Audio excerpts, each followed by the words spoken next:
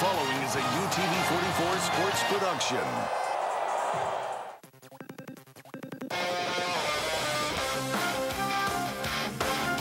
Friday Night Rivals. The UTV 44 high school football game of the week.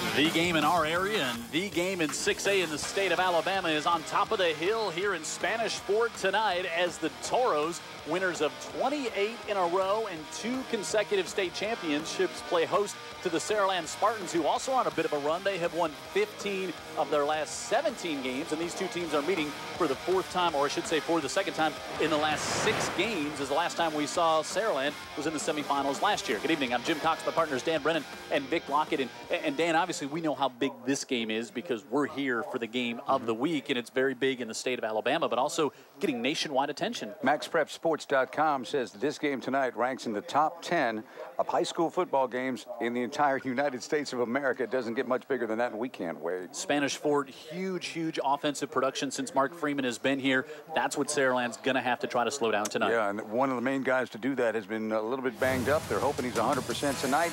Even when Skylar Mosley is not 100%, just look at him. That is one bad dude, man. He likes playing football. He likes to get after it. He's going to have a lot of work to do tonight because these teams match each other in intensity pretty well, right? Obviously, it always starts with a quarterback, whatever offense you're talking about, but Mark Freeman puts a ton on his quarterback, and so far Tyler Johnson has responded since he's been here. Yeah, you're right, Jim. And speaking of Max Prep, he is a Max Prep Junior All-American. Take a look at Tyler Johnson there. Undefeated, dominated the 5A. Now they step up to 6A, and he's going to keep that winning streak alive here with that. Already got offers from Purdue, UAB, and Southern Miss, so it's going to be a nice game tonight. Saraland has already come over to the Eastern Shore, got a win to start the season against Daphne. We'll see if they can make it 2 in a row or if the Toros' winning streak makes it to 29. Stick around. Kickoff comes up next between the Toros and the Spartans here on UTV 44.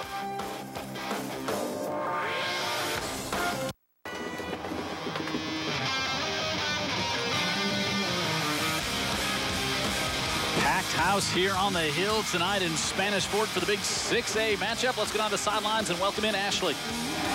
Hey guys, Spanish Fort is on a 28-game winning streak. In fact, their last loss was in October of 2012. But do not ask Coach Mark Freeman about that. He does not talk about it. In fact, he may not even be aware of it. He likes to focus on each game every Friday to get to the ultimate goal in the end. He may not like to talk about it, but we made him talk about it in the pregame show, didn't we? Yeah, I'd say, well, we had some extra time with him. So we spent it, and we got a chance to chat about a lot of things. Mark is somebody that, you know, he's got this offense, and everybody that's been a quarterback in this offense has been successful. But Johnston does it a little bit differently, right? Well, and he's been doing it for a while, and he's going to get to do it this year and next year, just a junior, and we'll see the Toro offense to start things off here tonight. Yeah, that record book of Tyler Johnson is going to be pretty amazing by the time he's done. Cody Everett will kick off for Saraland. Back deep, Ladero Petway for the Toros. I think going to pooch kick it over to the far side. Going to be taken there by Javon Brown, who starts at cornerback, and he gets out to about the 30-yard line. And this is where we will see this high-powered Spanish Fort offense come in to start things off tonight. Yeah, I know you guys talking a lot about Tyler, but look for Kevin Marion as well. I understand that they move him around the field, put him in the slot, put him in the backfield, just trying to create some matchups with him to get him open, and Tyler will get the football to him. Yeah, again, that's what this guy Mark Freeman is so good at. Look what he's done here at Spanish Fort while he's been there. Overall, 156-35 as a head coach. He's won 2 state championships here. Of course, he won 4 up at Bessemer as well, and he's just a great coach. And Tyler Johnston, the junior quarterback, will look to the near side, and he comes for Petway, and it goes off his hands, incomplete. And we can look at the lineup starting for this Spanish Fort team.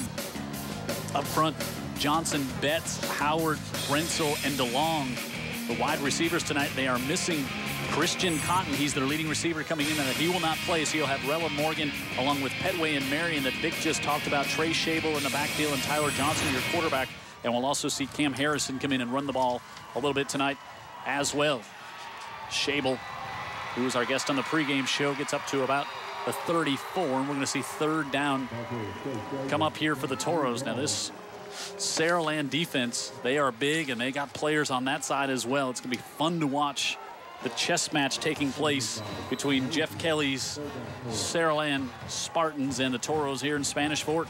I think the fact they came in here last year and played toe-to-toe means a lot to the Spartans tonight. It could anyway. Yep, semifinals, 24-14 was your final score. Johnston comes out of the backfield, hits Petway, trying to make a move to the near side. Petway looking for a block, and he gets up around the 40. Let's see the spot. He's going to be very close. Here's the defense for Saraland.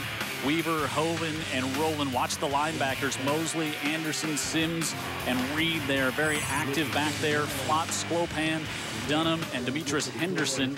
Henderson with 2 interceptions and a fumble recovery already on this year. And the Toros do get the first down.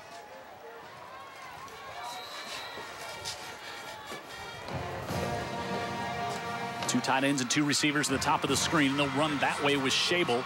Schabel drops his shoulder and pushes the pile to the 45-yard line. And now we got pushing and shoving at the end of this one, and Skylar Mosley involved with it there with Owen Betts. Imagine that. Betts lost his helmet at the end of it. You just knew this thing was going to be contentious and competitive from the start. So Betts will come out after losing his helmet there.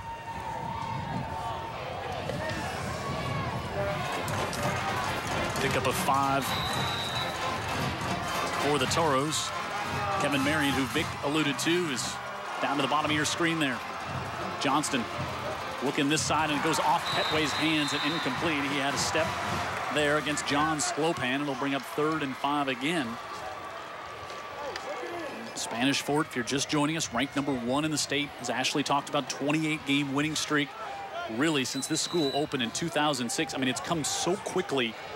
A dynasty that since 2009, this is a dynasty in high school football. Did not win a game their initial year. 2006, they were winless under Barry Gibson. Brian Vincent came in, changed things around, and then he won a state championship and went to South Alabama, and Mark Freeman came in, and they've been rolling ever since. And Saraland comes up with a stop on 3rd and 5. Safety Justin Dunham came in there to make the stop. Yeah, nice defensive play there, filling the gap and coming up the alley there to take the pitch man. Skylar Mosley also in the neighborhood. No gain, and 4th and 5, and the Toros from their own 44 will go for it. You got to figure Johnston can punt it too. Let's see. There you go. Yeah, he's a punt, pass, and kick kid, don't you know? Drops back to the 35 and gets off a good kick. This will bound all the way back, and it'll be grabbed at about the 15 and a flag. It's going to back Saraland back up into bad field position as Tyler Sims dropped back there from his DB spot to go back and field it. You better be a special athlete to try and, run one back on this group here, because they're so sound in their special teams and really all around. And if you get a block in the back here, it's going to be even tougher for Saraland to get going, or it could be a face mask. Let's see.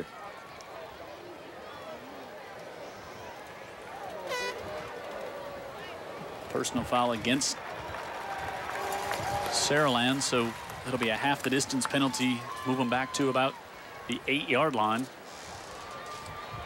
When you got those defensive guys playing that return role, some of them may not know the rules of blocking and subject to get infraction like this. What I love about this place is Spanish Fort always comes out with a swagger, right, guys? I mean, that's the way they approach it. And when we're here, it's usually because there's a team good enough to match that swagger. And that's what we've got tonight. St. Paul's a few years ago. We were here the last time this team lost. Correct. A team stood up to the swagger.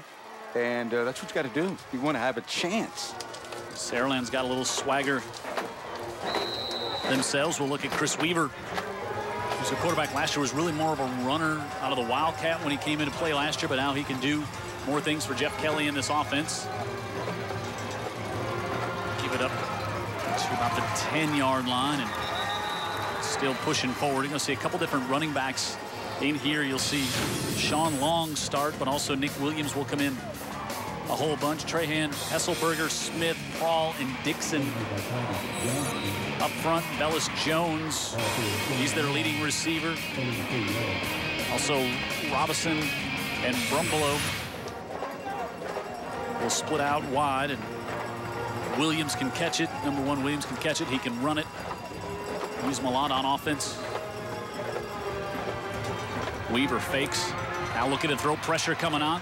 Trying to get to the outside, and Weaver's going to pull it down and turn the corner, and he'll step out of bounds at the 16-yard line. And now a flag comes in for that late push there at the end. D. Thomas put just a little push at the end of the play, but Weaver was well out of bounds, and that's going to add 15 to this one. Boy, if you're going to get 15, you might as well get your money's worth, and he did not. Because Weaver's a tough hombre, man. We watched him play some linebacker, too. He's just a really solid football player. And there's the late hit. Yep. It wasn't much, but it was enough. Yeah. Wrong side of the line. Took a little bit of a bad angle to give him that room to run. And they mark off 15 at the end of that play. Get out of jail card right there, huh? Yep. You look at what Jeff Kelly's done with this program in such a short period of time, Jim. I remember visiting up there about 3 years ago, and they had the brand new stadium, and you were looking around thinking, this thing's got possibilities. Well, he has fulfilled those possibilities, and you can see what the team's all about. And it's all about just kind of a cohesion and a toughness, and don't give in. 28-11. Jeff Kelly here at Saraland, his 4th season. Their 5th season as a program, so they have not been playing football very long, just north of Mobile. Long looking to the right side. I was going to say. And up to the 40. They play football, you know. That's what they play. They play the football we remember. Pickup of 7. Long on the year, 545 yards and 9 touchdowns. Had 130 yards last week in the win over Gulf Shore. Spanish Fort defensively. White, Stockton, and Cole up front. Cole, the senior, we've seen him make some big plays on TV. Thomas Johnston, the sophomore linebacker, he'll be all around the football tonight. J.D. Campbell, another returning starter at linebacker with a couple of sacks already this season. Brown, Goodwin, Mitchell, and Holcomb in the backfield for the Toros, giving up just 12 a game in their first 4. Now Nick Williams trying to get away from Johnston, does, and cuts it back up across the 40, breaks the tackle, and he's up into Toro territory to the 46-yard line. Wow, that was all Nick Williams. Yeah, and Thomas Johnson was right there. I mean, what I was about to say, a great play to fight through the block. I thought he was going to stop him in the backfield there, but no, he just makes a move to make him miss, and off he goes. And you can see right here, and he kicks the sticks and get him a first down. Like Tyler's doing a great job right there. Not Tyler, but Thomas Johnston. He makes him miss, and up the field he goes there to back. He made about 4 miss. Nick Williams. Mitchell in there to bring him down. Jim, you made a great point pregame I want to get to after this play. Weaver looking to throw, wants to come near sideline, dumps this one out, able to get it complete to Robinson, and Robinson is going to be close to another first down, going to be a couple yards short. Not much there, but still, the end of that play tells you everything you need to know about these two teams, right? Right at the Spanish Fort bench, he just lays the lick rather than gets the lick. And another thing, that point you made before the game, Jim, was watch the way that, you know, Saraland's in no hurry. Spanish Fort's offense is spectacular. Keep the ball away from them. That's part of the strategy. Williams brought down by Maurice Cole. It's going to be a little short of the first down, and it looks like. Good penetration by Cole there on the outside. Cole, 6'2", 228-pound senior, was a big part of that defensive line last year. Yes, he was. For the Toros. Going to bring out the sticks, it looks like, to measure. Yeah, and, you know, as Saraland can take their time offensively, they actually just take away some possessions that Spanish Fort usually has, right, and you limit the number of plays they can snap offensively. Well, this place is electric tonight, huh? Both sides. You know, usually you always, of course, always have it here on the home side, but Saraland, they brought the crowd as well as we'll look at the measurement. And earlier, you guys were talking about that swagger.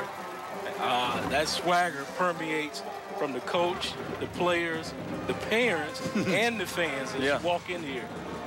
They're letting you know, hey, this is our house. And you are a visitor. You're right. And but they treat us visitors well. Yeah, they do. They cater us. But I saw some Saraland fans at about 10 minutes till 5 this morning making the long walk from the parking area to the stands. So they got here early. Here we go.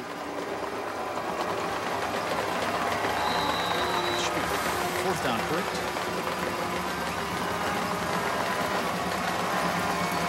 Quarterback sneak and Weaver will have it. You see a little pushing and shoving at the end of the play as well, which we'll probably see a lot of here tonight. You were talking about that with the official before the game. Said, hey, you might have your hands full here this evening. Well, and he looked at me and said, Dan, don't tell me that. I said, well, you know, I'm just saying, they both get after it. They're going to, you know, one's going to challenge and neither one's going to back down. So get ready. Well, we don't need any pushing and shoving. Let's just play between the whistles and we can push and shove all we want. Says Vic Lockett, who never got involved in any of that as a player. Seriously, one of the dirtiest players, one of the dirtiest plays I've ever seen in high school football in this area. I've looked at the tapes. Yeah, my uniform's dirty after, you know, all of that. Weaver wants to keep it, lowers his shoulder to the 25-yard line.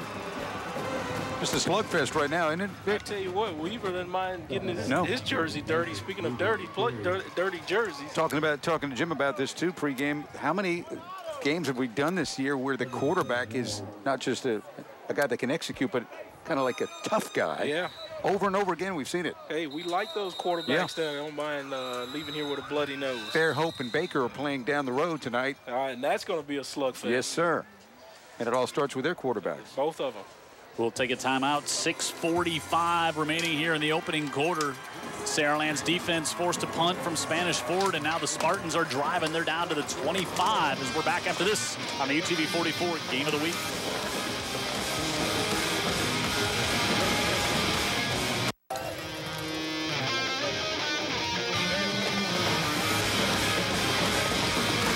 Back here in Spanish Fort, UTV 44 High School Football Game of the Week. See the score there. Spartans on their opening possession.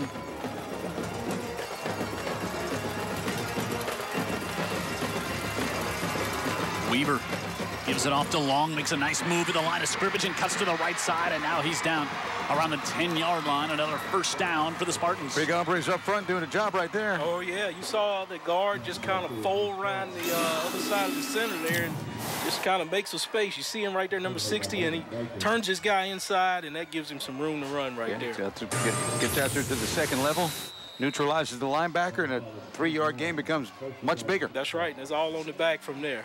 Long, just a junior. He's having a big year so far.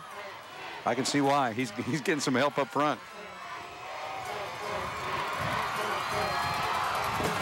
Weaver gives it back to Long, this time on the left side. He'll be stood up, but he's down to around the 5.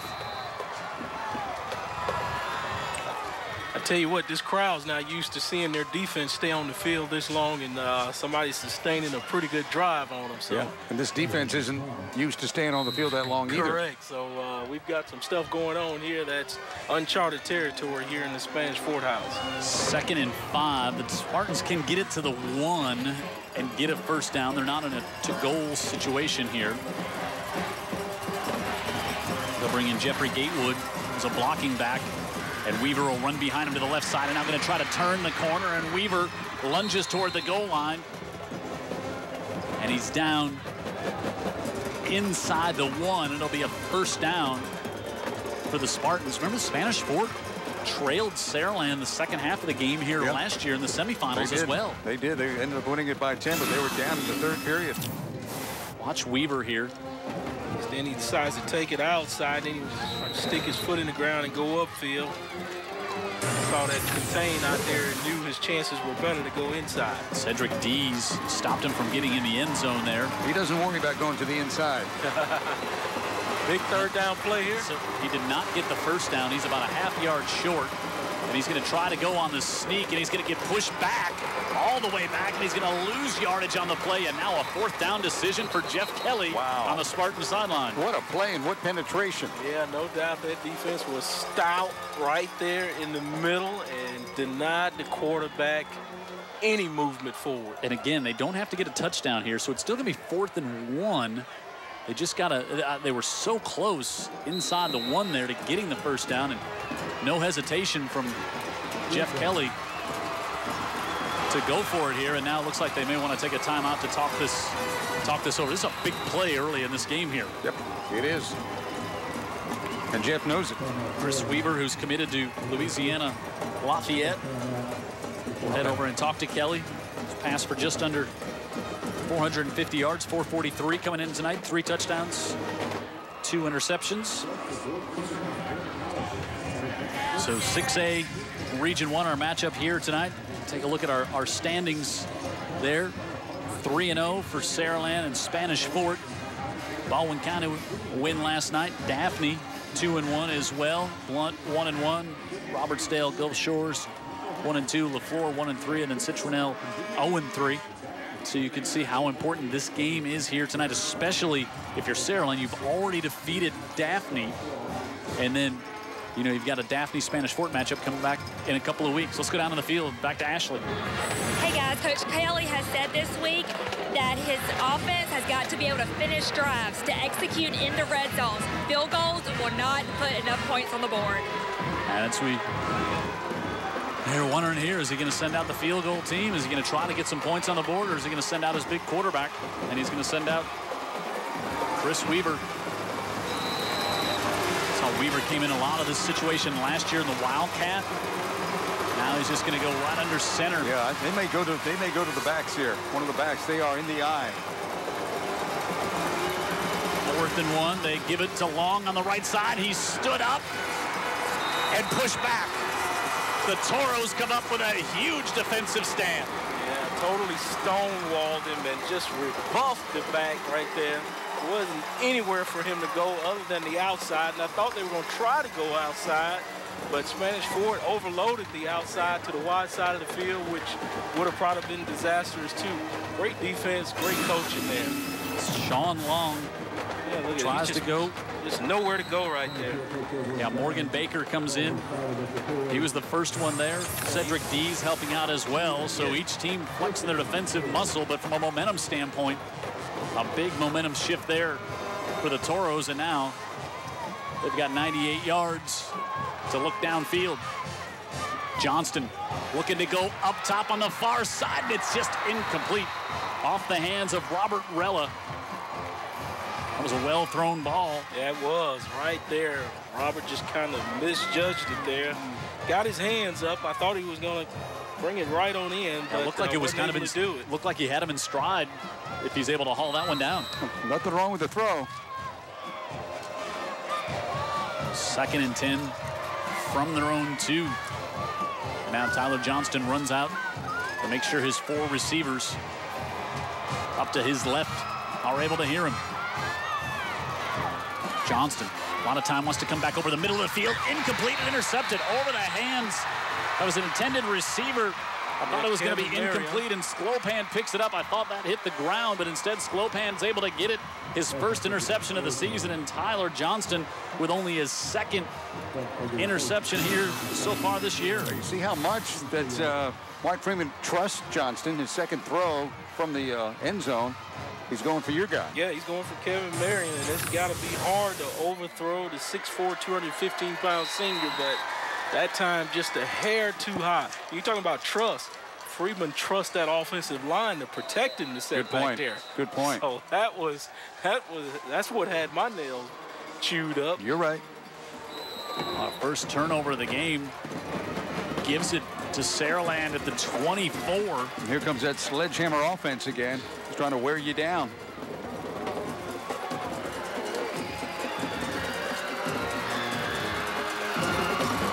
Weaver with time looks over the middle of the field himself, and it's incomplete as he looked for Nick Williams, and it went off his hands. Yeah, and right then Williams was hit there by Goodwin at the end of the play. Right there. I thought he was going to pull it down and just take the big hit. It hurts even worse when you miss the ball, so might as well have caught that thing. 2nd and 10.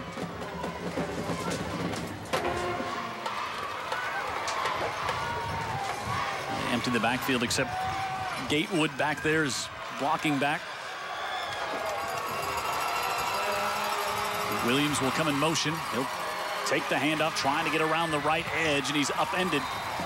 Well, a good job And Morgan Baker coming in there to make the stop for the Toros. Like all the good defenses we see, Vic, they don't let you get to the edge. Yeah, and this group here is one of the more well-coached teams that'll do that. There you see the Bulls Spanish Fort on top. Clay Chalkville getting a couple of votes, and Shades Valley won as well. Some home cooking by some riders there. I don't know how you, Toros two-time defending state champions, undefeated. How you don't vote them number one.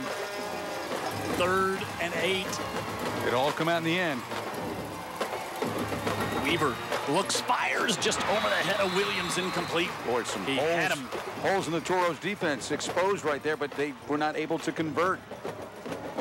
Yeah, Nick Williams being 5'8", probably a little tough for Weaver to get it to him. And put enough air under it. A little way too high for him there. Yeah. Boy, those are the passes you look at film on Saturday morning and say those are the ones that affect. Those are the ones that were there that you had a chance to get the points. No doubt. So 4th and 8. Had no idea that there'd be nothing on the board late in the first quarter. Need to reset the play clock here, and they'll do it.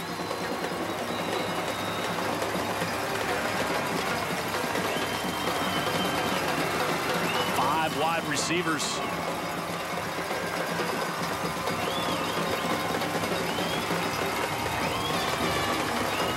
Play clock now at 10. Weaver looks on 4th and 8 for the Spartans. Weaver looking to the far side to the corner, and it's overthrown again and incomplete as he wanted Bellis Jones, and another 4th down stop by the Toro defense. He took a chance because he's got a big guy in the corner there. It was covered kind of well, but you can see he was going to trust the big guy was going to grab it. Yeah, and all of the passes by both teams, I mean, just down the field, other than one that he pulled down to go underneath. These two teams are not scared to put it downfield. And, hey, and I can imagine Jeff Kelly being an old former quarterback. He believes in throwing the football down the field.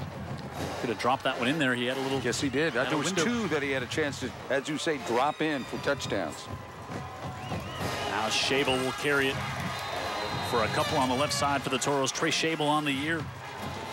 226 yards coming into tonight's game. 4 touchdowns, was a guest on our pregame show, and played a big part again. One of those returning players that played a big part in the championship last year for Spanish Fort. He's played a lot of big games.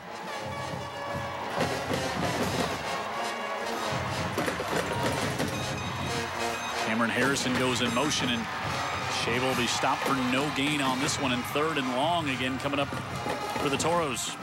Mosley among the penetrators. Bryce Hoven. Yeah, Hoven right over the nose did a nice job of gumming things up right there. Tyler Rowan rolling in there to help on the stop, and 3rd and 8 for Spanish Fort as we're inside 2 minutes here in the opening quarter. Now they're saying Petway, want to pull him off the line as Marion lines up in the slot. Vic talked about him earlier, and they go to Petway. He's at the 30. He's going to be hit and stopped short of the 1st down. Wow, that's big. Wide receiver carrying Marion, helping the quarterback get everyone lined up. So that's the advantage of having a senior wide out there. 4th down coming up. Here's Johnston. Watch the replay. I think Johnson's getting better throwing the ball. Yeah. His mechanics look better, and here's a kid that's going to have all the records when it's all said and done. Well, one way or the other. Yes, folks say they've been to plenty of colleges around the summer. Getting some work. 4th and less than a yard here for the Toros on their own 31. Come out with those quads to the wide side of the field. Now Johnston will drop back into punt formation. And he gets one off toward the Toro bench, and it bounces at the 40 all the way down inside the 30 to the 25-yard line. How about the defensive stops by Saraland so far here tonight? If you want to reach out to us throughout the broadcast here tonight, you can do it. Send your questions to heyguys@utv44.com. We'll do our best to answer them throughout the contest. A lot of folks from Jackson wearing out the email inbox last week during the broadcast. Had a blast with them. So we'd like to hear from you during this one here tonight. And look at the Saraland. Now all those students were in white shirts earlier. Then the powder that went up has turned everything to more of a reddish tint on their jerseys. They were here early.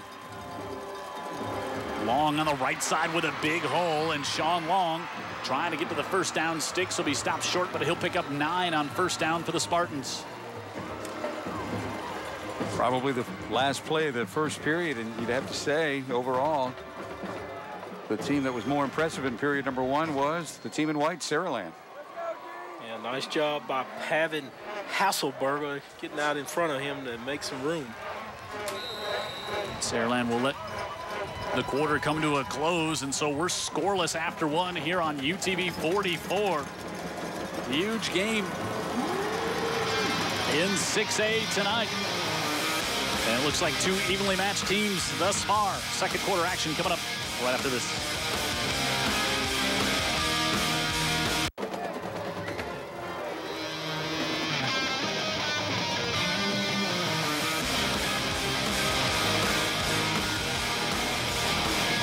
Weaver, little play action to start the quarter here. He's got the first down, and upended is Tyler Robeson with his 8th catch of the year, but he's got the first down for Saraland, and wrapping him up to bring him down on the play was Thomas Johnston.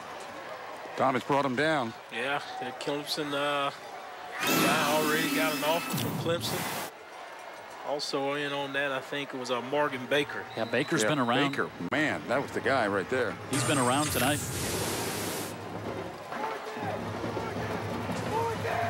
First and 10 from the 42. Weaver gives it off, and hit in the backfield is Long this time.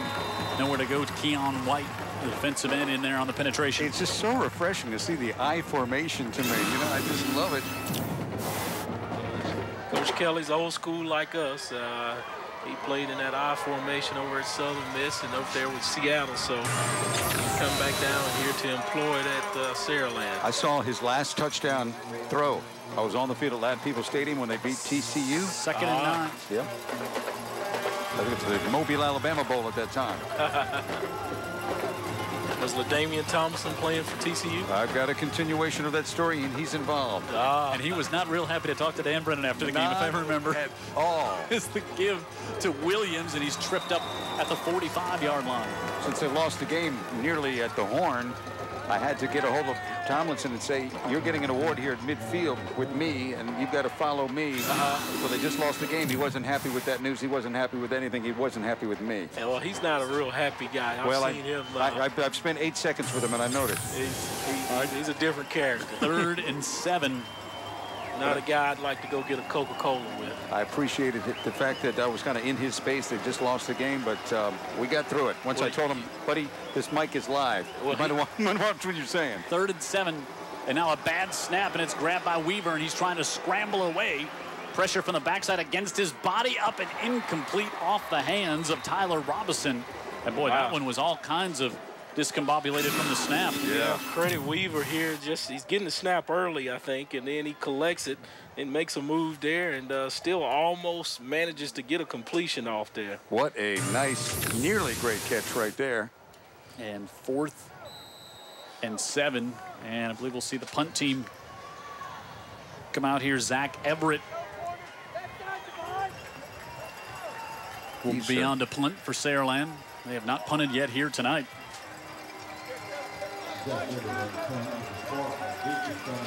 Ladero Petway will stand back inside his own 20. You can tell Spanish Fort has their return team out there ready to get it back.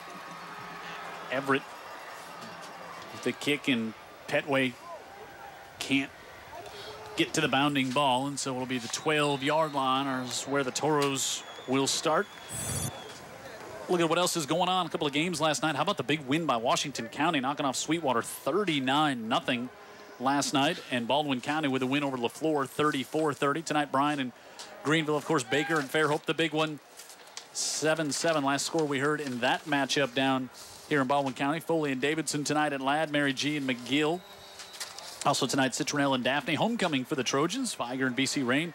Escambia County and Jackson Faith Academy playing host to St. Paul's. And A busy night as per usual. We get a flag here prior to the snap, and this is going to back the Toros up 5 more. Not many flags in this one here in the first 14 minutes of play. You're just joining us and really don't know the backstory of the team in black. Spanish Fort, 28 straight wins, but Saraland making them feel a little uncomfortable tonight. At home, which is unusual. Yeah. What a crowd. Huge on both sides. What an atmosphere. Mm-hmm.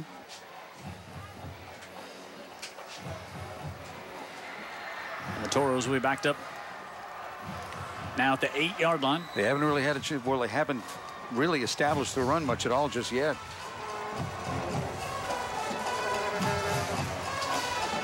Johnston quick out to the near side, able to get that one off, and that's Kevin Marion's first catch of the night, and he's back to the original line of scrimmage. Big, rangy kid. Yeah, he's already got offers from Miami of Ohio, Central Arkansas, and Tennessee State. As you take a look at him here, 6'4", 215. His uncle's watching tonight, Zeph Richardson, who is real proud of him. Zeph's a big Mississippi State fan, so he was excited to see those dogs coming to Mobile last weekend. They give him 6, 2nd and 9. Johnston far side able to get that one off complete, and Petway's got it. And Petway's got a first down up to the 24-yard line. Nice moves by Petway there to elude the defenders and get close to a first down. Looks like he's got enough to me to kick the sticks. Take a look at that. Tyler just stands up and delivers the football out to him. Makes a man miss right there, and another one, and just gets upfield, and coaches love that. And that does enough for the first down, and they kick the sticks and hit the refresh button, as these kids like to do on these video games. Another flag on the field. And Yes, that's late. penalty at the end of that one will tack 15 more on it and move it all the way up to the 39-yard line. I see a different Tyler Johnston, Jim. I really do. I think that somebody's worked An with improved Tyler Johnson. Yeah, and you know, you would say what's to improve because you look at his numbers. Yep. Coming into this season, they're phenomenal, but he really looks confident getting the ball out quick. Well, he went up this summer and threw for Ole Miss. He visited Auburn, visited Ole Miss, so maybe picked up some things from those college coaches. Lots of time now. He's going to pull it down, and he's got some room to the right side to run as well. And Tyler Johnston's across midfield, and a first down for the Toros. Made a move at the 42. You know, he's athletic enough, quick feet, and he's able to not outrun a bunch of people, but he did make a move. Got him about eight extra yards. Watch this, Vic. Yeah, you can see it right here. It's all him just keeping it going here. Doesn't see anybody open. He decides to pull it down and take it upfield. See the tempo of the Toros. Now Johnston fires. That one should have been intercepted right through the hands of James Osborne, who has an interception on the season already. Yeah, and that could have been the second pick for Johnston here tonight. Yeah, his intended receiver, Kevin Marion, just slipped down there, and it was just the cornerback standing there, and he almost got a gift. Speaking of this game being big, this game is going all the way to Oregon. I understand those Thompson boys got their grandparents, Manley and Linda Biock, watching online in Oregon. How cool is that? That's neat. And then his aunts in Cedar Rapids are having a Toros party all the way up there. Far side, Petway falls down. Cedar Rapids. Now that's in Iowa, Vic. I know. Okay. I thought Cedar Rapids. They're in Iowa and Oregon. Okay, yes. both places. Yes. Last time I was at Cedar Rapids, I was at a Scorpions concert. If anybody would like to know that piece of trivia. Yeah, you could have kept that story in your pocket. I might should have. So, 3rd down and 10. Wow, that was a long time ago. For the Toros here at the 49-yard line of the Spartans. If you think it was a long time ago, ask the Scorpions. See what they think. Tyler Johnston. Now send Cam Harrison in motion, and they come to Petway. Got a block out in front of him, and Petway is going to be short of the first down, and 4th and short coming up here for the Toros. I love the way Saraland competes, Vic. They just don't give you much, do they? Well, take a look at it right here. They're going to swarm to the football when you get it into a ball carrier's hand right there. Good job by number 10 just turning it inside where his compadres are to stop him there. That's Henderson. 4th and 2. I've seen a few of these. Cam Harrison in the backfield behind Tyler Johnston. Johnson, now they're going to put him up under center. Looks like, no. I don't think they do that here ever. It looked like he was going to go, and he comes back, fires at the near side. He's able to get it complete. He's got the first down. Why not? Go to the big guy. Yep, Marion with another catch. Pitch and catch. The cornerback's off a little bit. I mean, you know, it's a very manageable play. Yeah, completable pass when you got a quarterback of this capability. Yeah, and being 6'4" with those big hands I bet Marion has, he said just kind of sucks the football in and then stretches his body out to get a few extra yards. At the 36, we're scoreless. 7 minutes left in the second quarter. Fake. Johnston wanted to go up top, instead pulls it down, and he'll rumble to the 28-yard line. Yeah, it looks like they wanted to get the wide receiver screen going out there, but Tyler thought better of it and say, hey, I'm just going to run this way. Looks like they're sitting out there waiting on it, and I'll just get all I can get out of this thing. Noah Anderson, linebacker there to pull him down. He picks up 8. Shable back in. Rella in the slot, and Tyler Johnston bowls ahead. Wow. And he gets stood up as he tried to hurdle ahead a little bit, and Tyler Sims met Tyler Johnston in the hole, and up he went. Shable tries to get a block right here. Watch 20. And Sims fights right through it. Wow, the man, oh man. I tell you what, you can't coach it any better than that, could you, Coach Dan? You can't, and you can't execute it. And just a whole lot of want-to from the Saraland team tonight. Tyler Sims says, hey, how you doing, Tyler Johnson? 3rd and 1.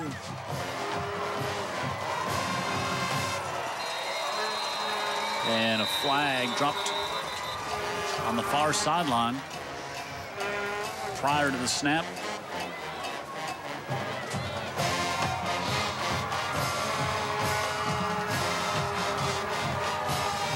Wow, lining up offside were the Spartans. Pre-snap, and 3rd and 1 becomes an easy first down for the Toros. Yeah, and I bet Coach Freeman will take the freebie. Freeman getting the freebie. Yeah, he'll take it against this team. Hadn't been many freebies out there anywhere on the field tonight. No. That was one and only thus far. First down at the 22 for the Toros. Toros averaging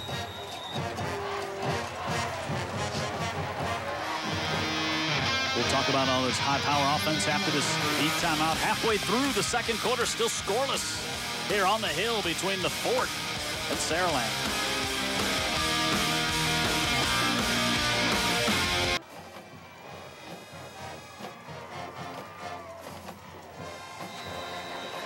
I think that score will surprise some people. Surprising us. Scoreless here with half a minute to go, or halfway through the second quarter. First down. Shable takes the handoff up, and it falls, comes loose. And did Saraland recover on the near sideline? I don't think they're going to say he was able to grab possession before that one went out of bounds. Holy smokes, that was close. Yeah, Demetrius Henderson had a play on it, but his momentum just kind of took him out of bounds when he dove at the football. Watch how this thing is just shot out of there from Shable. Kind of had the ball away from his body, not high and tight is a big phrase, and his momentum takes him out right there diving at it. Demetrius Henderson. Great effort out of that cornerback, though. Johnston rolls out, fires this one off. He's able to get it complete and wrapped up immediately as Logan Morgan, the sophomore. Dan, what I am seeing is a Saraland defense that's sound and physical. Their gap integrity, of course physical, in terms of the way they play football. Protecting the edges, playing it inside out. Pickup of 7, so it's now 3rd and 1 here for the Toros, and Cam Harrison comes in behind. 3 receivers off to the left. And a flag, and this one I think is going to go against the Toros. Pre-snap.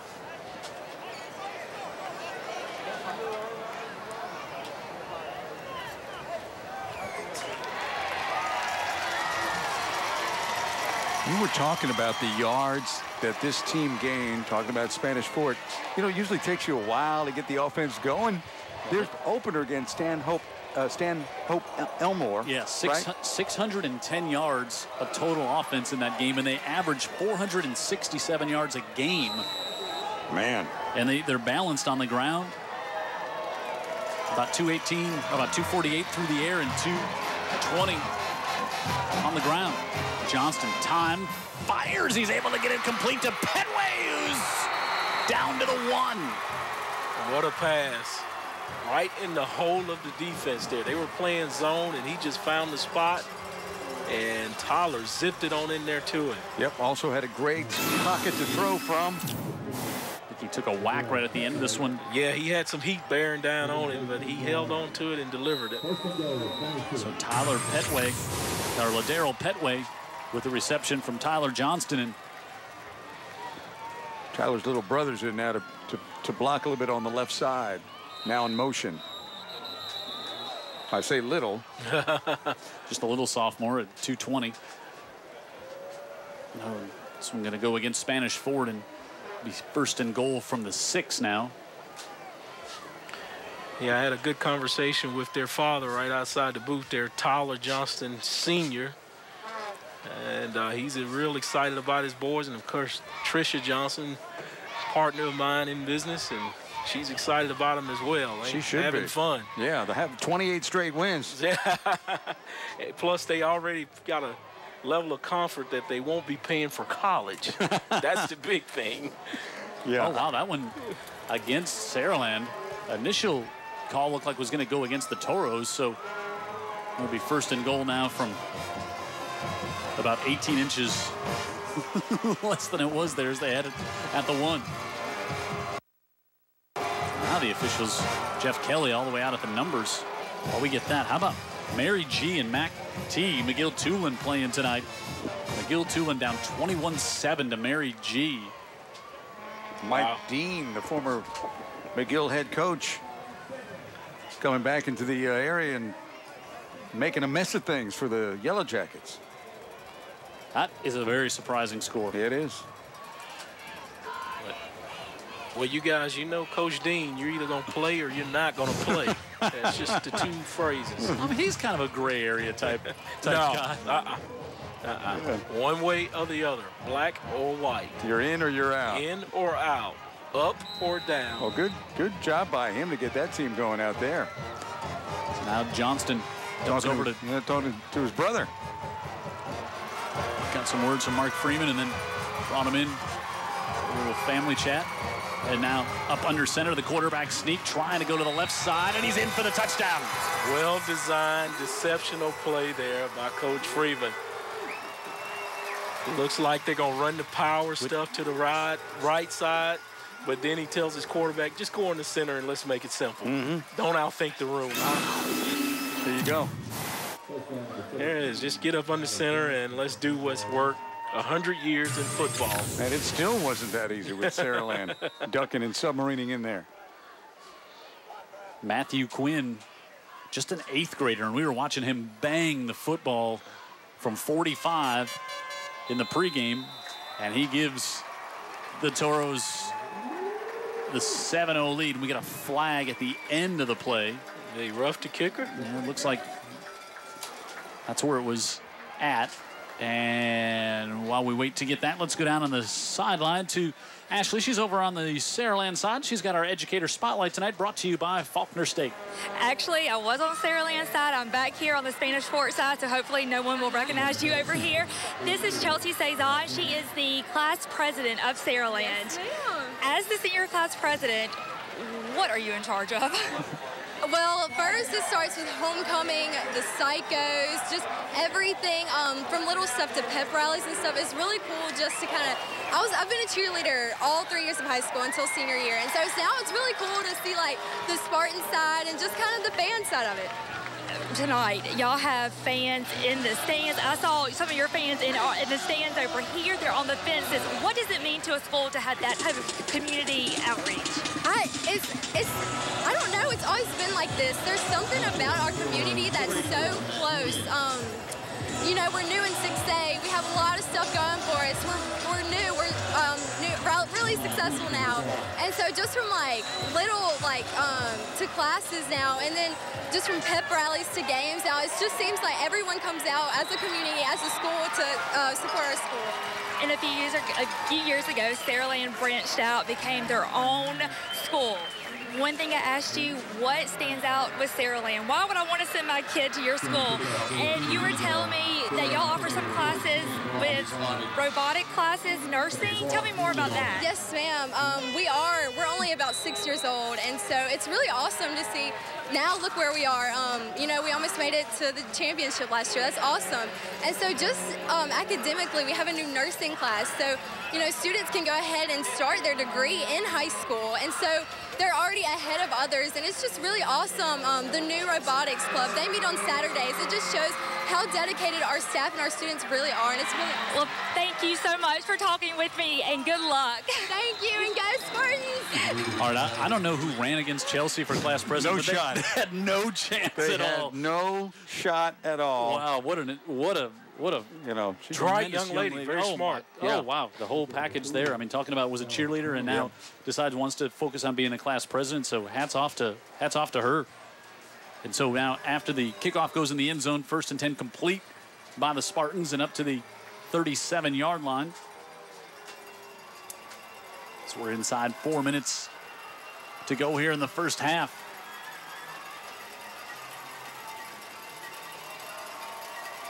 Weaver with the low snap, rolls out to the near side, fires in. Complete on the, Vellis with his first catch of the night. Vellis Jones complete right in front of the Spanish Fort bench and a first down. Interesting to see this team now saying, okay, we've got to worry about the clock a little bit, so they're in a bit of a hurry up and throwing the ball and doing it successfully. Yeah, actually he's going to be just short of the first down where he slid out of bounds there, so 2nd and less than 1. Jones, you've seen Weaver look his way a couple of times here tonight.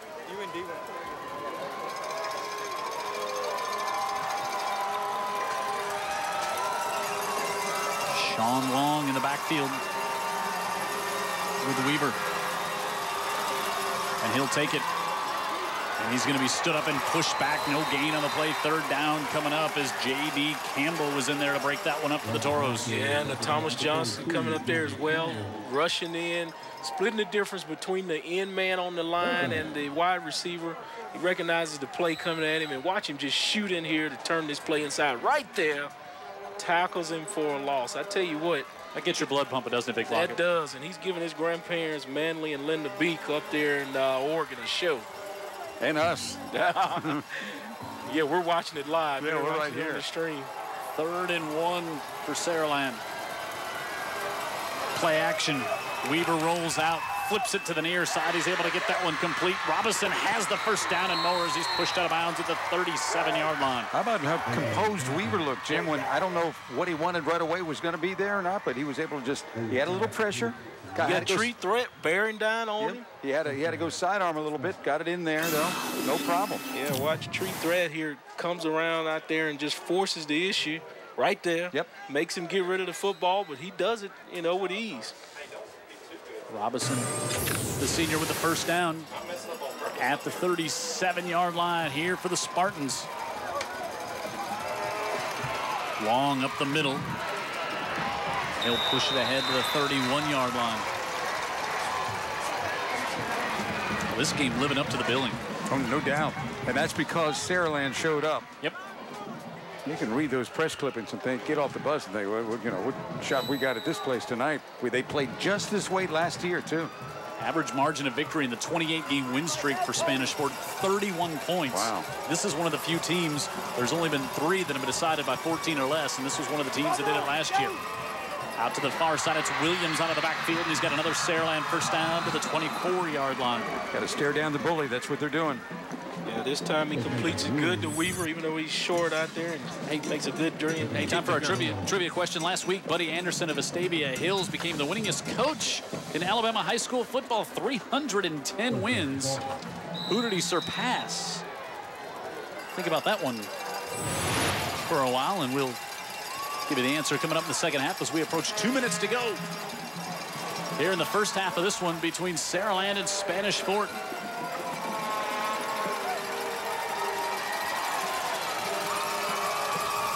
Saraland. Weaver dances in the pocket, has all kinds of time on the far side. Now he pulls it down. And he'll get to about the 21-yard line. You can see Saraland thinking a little bit too. They don't want to score a little early because they're going to get the ball back to start the second half. But now you're down to a minute and a half, and you got to score first. Yeah, the crowd wanted to hold out there on Big 72. He kind of did a little WWE out there, but yeah. the refs didn't see it. Maurice Cole wanted to hold as well. Yeah, well, that's because he was held. But I'll tell you one thing. He pleaded his case but lost, huh? Yeah. Everybody saw it, but not the guy with the flag, so on we go. The one guy that it matters. Weaver on the keeper, and he'll get to the 20, and that's it. That's good D there. I mean, just swarming to the football. All 11 men's in black jerseys hitting someone else in a different color jersey. Jeff Kelly was not happy with that play. And takes the timeout. Time is now an issue.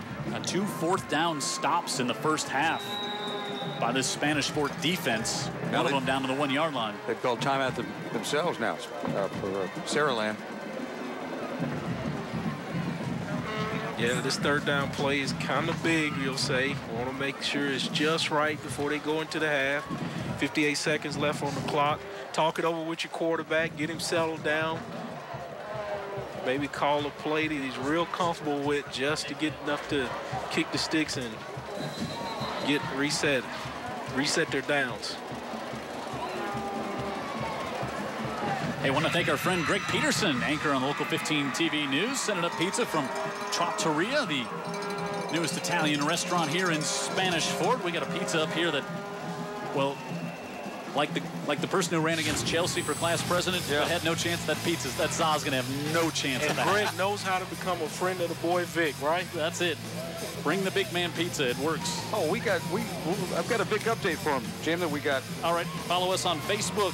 Brought to you by our friends at Budget Break. Search UTV 44 High School Football Game of the Week. If you do that, you can get an advanced look at the games and also some of the student athletes we talk about during the games. But now we're back to live action here on 3rd and 8. And now Jack West comes in at quarterback for Saraland, and a flag before this one gets going. So West, just a freshman. He's thrown it 7 times this year. You know what? I've heard about this kid. I've heard about it from reliable sources that he is going to be something. While Spanish Fort lines up offside, and Chris Weaver is standing over on the sidelines. It'll be 3rd and 1 now. Coming up, and there's Weaver. Interesting development here late in the first half.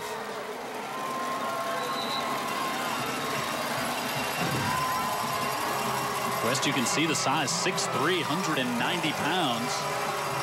Yeah. Watch him. Long with him in the backfield.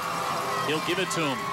Long piles ahead inside the 15, and he's got the first down for Saraland. Yeah, he's stumbling and bumbling and fell forward there just enough. Looks like to kick the sticks. Look at the replay. Man, looks like his feet got caught up with the quarterback there. Don't see that too often. Young backup quarterback. Now we got it. Down Spartan. Spartan is on the ground, one of the big linemen. Yeah, let's pray that young man's A-OK and it's not anything serious. He can get back in the football game. What happened here? Man, guy ran up the back of his leg there. Yeah. It's not comfortable at all. That's James Smith. Great sportsmanship by both football teams, taking a knee while a player is injured out of respect to each other. We love to see that out of these young men, and that speaks volume of these coaches, Coach Kelly and Coach Freeman, teaching sportsmanship, keep it all between the lines and play football between the whistle. Don't want to see anyone get hurt. Just kind of want to hit them hard and give them a hand and pick them up. It's always when you're so vulnerable from the backside, when you're don't have a chance to protect yourself. You're not expecting to get rolled up from. Yeah, and you're engaged too. You know. Yep. Smith, 6'1", 195-pound senior. Looks like they're going to get him up to his feet here. He looks like an offensive lineman. He also looks like a lot bigger than 195. That was 295. 295. Big cheer from both sides on the sidelines for him standing up. Great sportsmanship by the fans as well. The parents leading the way. He can walk off. That's great news for him. He's probably going to see some more action. Yeah, always good to see someone come off under their own power.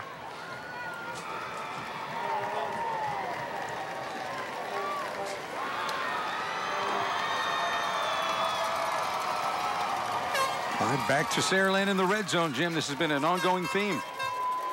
So inside a minute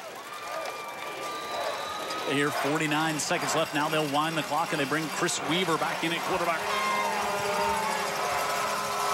Weaver steps out to his right now, wants to look back to the far side. He's got Robinson. Robinson to the punt. Touchdown, Saraland. Well-designed play there by Coach Kelly there. And I can tell you what, boy, that is a quarterback-driven design play all the way, where he trusts his quarterback to get the football, slip that tight end out the back door, and roll over there and just find him. Deliver the football. No one in the neighborhood just about to stop him from getting that touchdown. Fourth touchdown pass of the year for Weaver. First one to Robinson. And now Cody Everett will come on with a point after. And that one very close to Dan Brennan's car over there behind the uprights. Well, I'm sure the dealership will give him a new one. He's not concerned at all. If they gets a little dent in it, he's got all these big sponsors, big-time guy like Dan Brennan in this town. 7-7. Boy, that's a big... Closer to the truth than you know, Vic. But that was huge. Not just to drive, Jim, but to finish that thing off. That's what they had not done. Those two other chances they had earlier in the first half.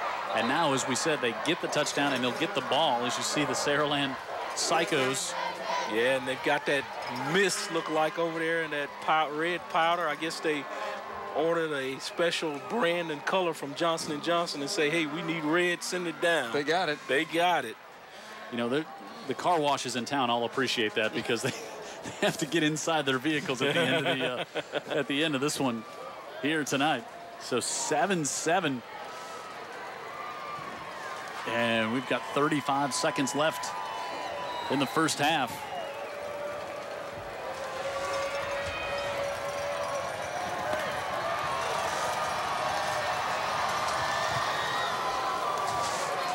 Kick to the far side. Cam Harrison will get up to about the 38-yard line. We'll see what the Toros can do with half a minute left. Hey, about some of our friends bringing high school football here on UTV 44 include Aaron's. Locations on both sides of the bay. Also, budget brakes, lifetime warranty brakes starting just $89.99, 11% off on Wild Wednesdays. And Faulkner State, 1-800-231-3752. Proud to bring you our education spotlight each and every week. And also our friends at Chicken Salad Chick, Hillwood Shopping Center, 2370 South Hillcrest Road in Mobile. I stopped in and got me a pound this week. There you go, Vic. Extra mail. Barbecue. Dumped out to the near side. Petway gets a block up to the 40. Now Petway trying to get to midfield, and he'll step out of bounds. And now with 24 seconds left, Toros have all of their timeouts. And just outside midfield. Yeah, wide receiver screen there. Very successful there. The key to good blocks. Key to first downs late in the half, the prevent defense, Jim. They'll bunch four up to the bottom of the screen. Johnston right back to Petway, and Petway up the near side, steps out of bounds. They only take 5 seconds off the clock. Yeah, that's a very productive play again. Stand up real quick. Tyler delivers the pass out there, and the wide receiver gets all he can get going upfield here, and then he steps out of bounds on top of that to save the clock. Just 19 seconds left. At some point, they'll take a shot downfield, you would guess. Right back to Petway, the near side, and again, just out of bounds. Yeah, get that arm and get the yardage so that arm can have the distance to get down their field. Maybe score a touchdown. 16 seconds left, so they've run 2 plays and only had 8 seconds come off the clock, and Saraland is going to take their final time out of the half. Can't take them with you, so might as well use them and settle the defense down and say, look for this, look for that, read your keys. We expect them to do this. Just kind of run through all the things that you know about them from the scouting report to refresh their memories of these young men. Got some folks checking in watching the game tonight over in Mobile. Bill Wechter is enjoying high school football on UTV 44 tonight. Also in Fairhope, Chris Haley joined the. He never misses a game. Even if he's at a game, sets the DVR, as we said before, but he's watching this one live tonight. Talked to Chris, and he was trying to get the rundown about 3:45 this afternoon. I'll tell you what, this is one pre-game, you know, just looking at the matchup that if you were a fan at all of high school football, you had to circle it and say, that's what I'm watching tonight. No doubt. It is the big game here tonight in 6A. Of course, got another big one in 7A taking place right down the road. Baker and Fairhope. Yeah, I bet that's a slug match. Now 28-7. Mike Bean and Mary G leading McGill Tulin. Tyler Johnston wants to go to the near side, and it's incomplete as it went off the hands of the sophomore Logan Morgan. And this, you can see Christian Cotton kind of really miss him in these situations. I agree with you. I think he is being missed right now. They may have been just trying to get something big down the sideline where you could even set up that young kicker we saw in pregame that's got a leg that doesn't react to the ball like an 8th grader, but that's all he is. So now it's 4th and 8 with 11 seconds left. Johnston quickly to the near side, and Petway's got it, steps out of bounds, has the first down at the 36, and you got 7 seconds left. Crowd the other side of the field, but comes back to the opposite side where there's less defenders, and makes a quick little throw to the out here, and he gets out of bounds and moves them forward, gets the first down as well. Mark Freeman will take a timeout here, and now with 7 seconds left. So do you try to make the one quick pass and the quick timeout to get the field goal kicker out there? Well, I would say the odds of making that happen are a lot greater. We don't know the length on this kid's leg right now. We saw him kicking it pretty well from 35 or so in pregame, so they've got a while to go to get that close. Yeah, so it'd be a 53-yarder from where they're at right now. I doubt he's got that leg yet at 8th grade. Did you see the high school kicker? I think it was last week. I can't remember where it was. Saw made a 70-yard field goal. What? In high school to win a game. Yeah. Unbelievable. Tell you what, besides that kick, that coach had some courage to even trot him out there. I know the fans were kind of like, what are you doing? That's got to be somewhere in the Midwest where there are no trees and high gusty winds that night. So here we go. Tyler Johnston looking, floats this one up, looking for the corner, and it's off the hands, and 1.2 seconds left as he was trying to get to Marion, throwing it up there and let the big receiver try it, and Marion comes up a little hobbled on this one. He put it where it needed to be. Exactly, where his receiver can make a play on it. Let's hope he's A-OK. Kevin Marion, you hate to see him get hurt. He's been a big contributor in this game in the blocking and all. It's a good job by Henderson to get his hand on that one to knock it away, and now we'll see the same type play you would guess here, but I'll tell you what, no one would be more disappointed than his uncle, Zeph Richardson, to see Marion get out of this game, because he was all lathered up and excited about seeing this game tonight. I couldn't get him off the phone talking about his nephew. Yeah, and everybody on this field, man. Great game tonight, living up to the billing, Jim. Boy, 7-7 here at the with just 1.2 seconds left in the half. Saw Spanish Fort have to punt their first 2 possessions and then turned it over, and Saraland drove it all the way down to the 1, got stopped on 4th down, and then Spanish Fort turned it over and gave it back to Saraland just outside the 20. They got turned back twice, starting inside the 1.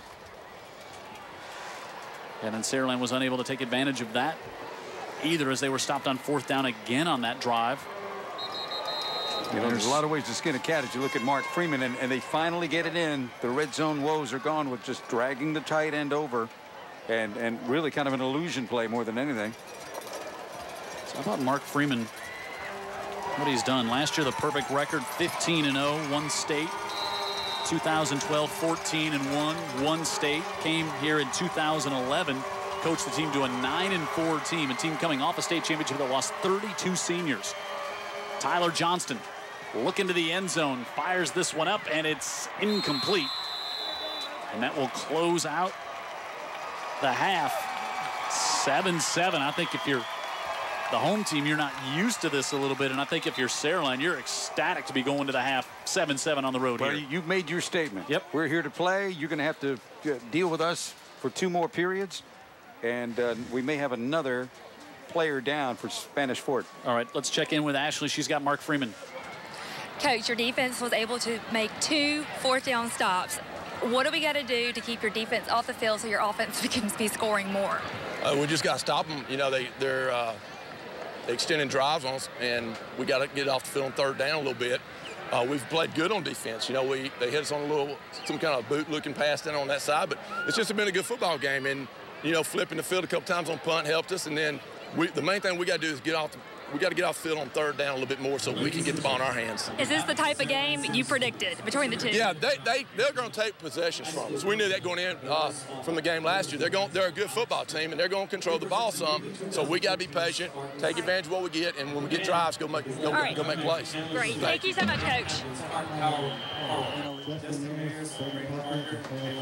Halftime score here, 7-7. Have a as we do every week, vote on our player of the week. And last week, Spanish Fort, the opponent, the last team to beat them was these guys here. It was St. Paul's, and St. Paul's, wow, how impressive were they? And Hunter Quinley on defense was all over the place. Yeah, well, he was just one of the guys in blue that had a big night, but Quinley, one of those prototypical tough guy St. Paul linebackers we've seen through the years. And there was Quinley, raising Cain all night long, and the Saints able to take control of that game in the 3rd period and ended up running away with it 34-7. It was as impressive a performance as we've seen so far here this year, and we can see why the Saints rank #1 in 5A. No doubt. At the end of tonight's game, you'll have a chance to vote on a player of the game. Go to local15tv.com, and you'll be able to choose who is the winner of this week's Tank Brown Award for high school football player of the game, brought to you by Advanced Collision. Our halftime score here in Spanish Fort. Such a great setting. All the tall pine trees surrounding us here up on the hill. 7-7, the Fort and the Spartans here on UTV 44.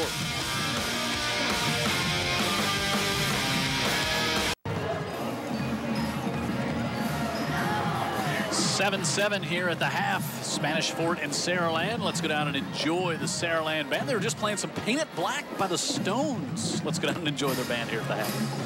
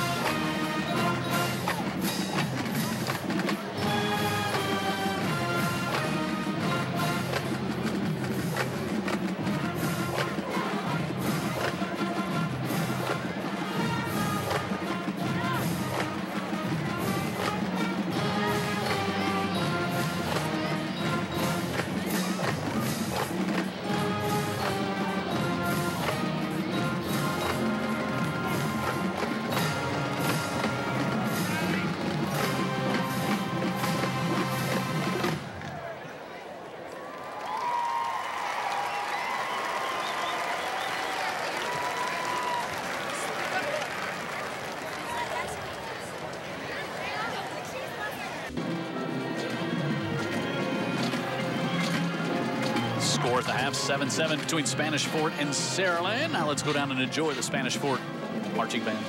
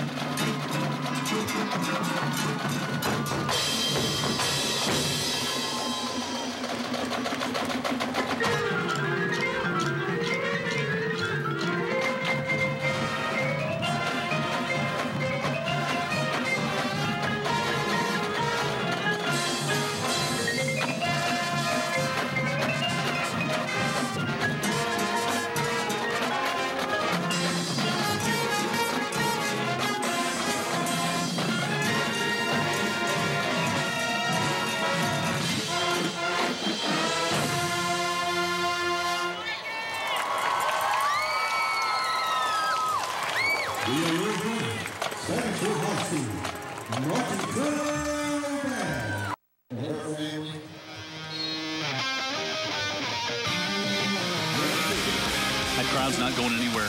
They're going to be here right till the end. We would have to guess 7-7 our score at the half. Saraland and Spanish Fort.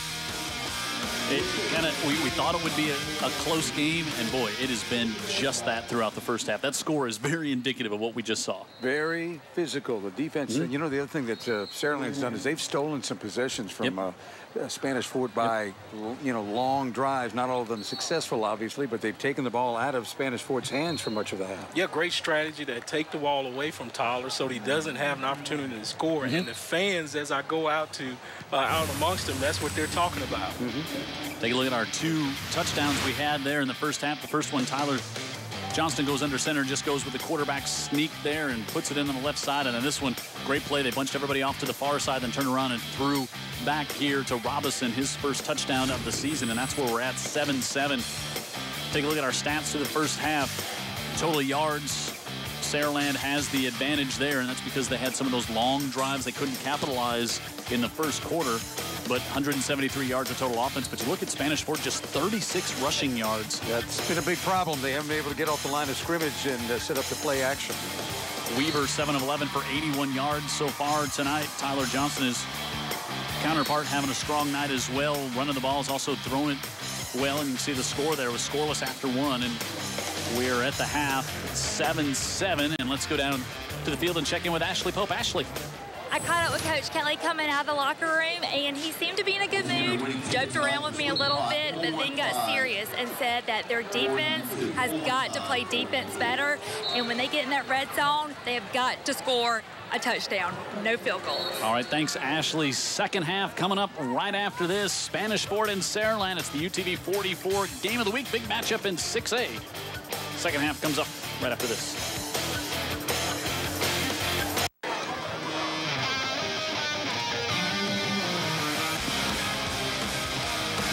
We are ready to get the second half underway here on UTV 44. Jim Cox, Dan Brennan, Vic Lockett, Ashley Pope on the sidelines. Jared Kihas in the truck here for this one on our big game of the week in 6A. Spanish Fort and Saraland. And Saraland will get it to open things up here.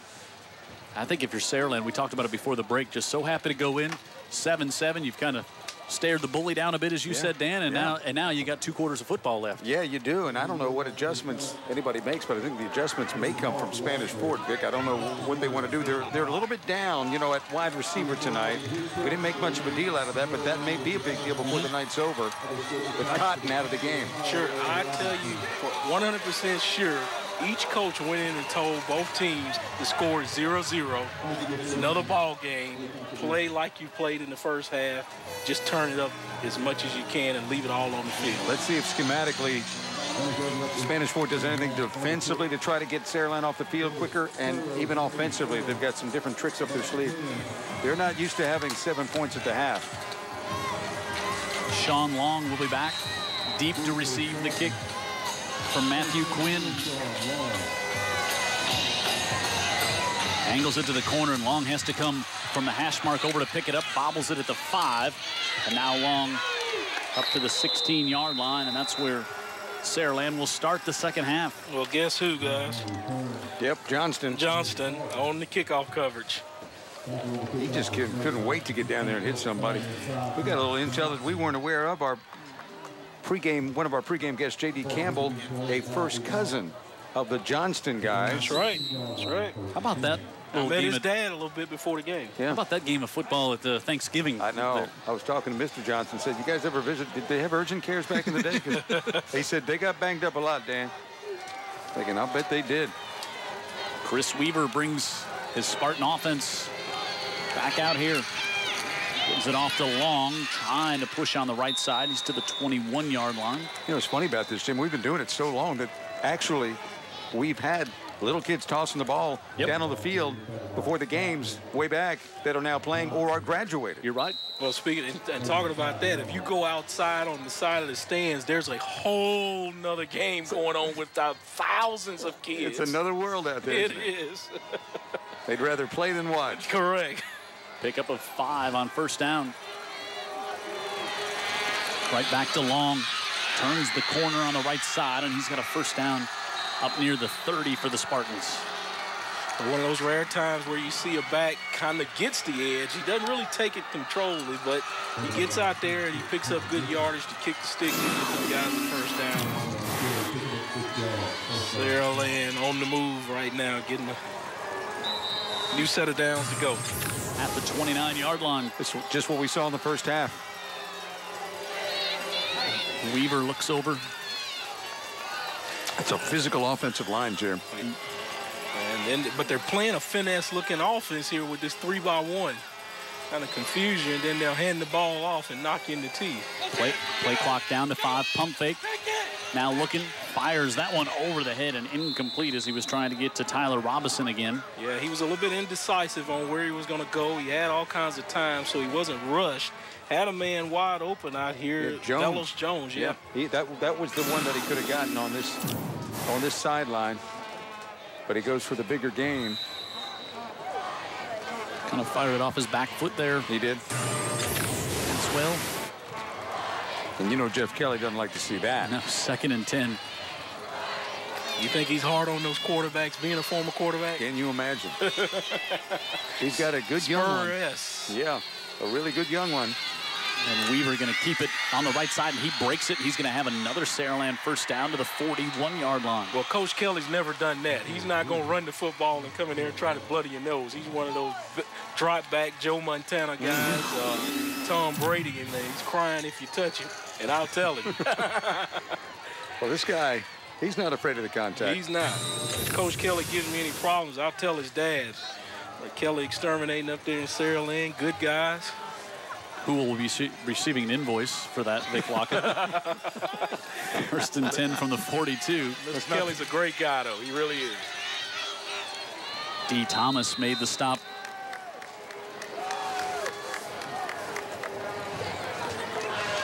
He's the type of guy, if you send him a bill and he don't know what it's about, he'll still pay you. Good man. Really, I like those guys. Yeah, I'm writing one up now. Pick up a 4 here.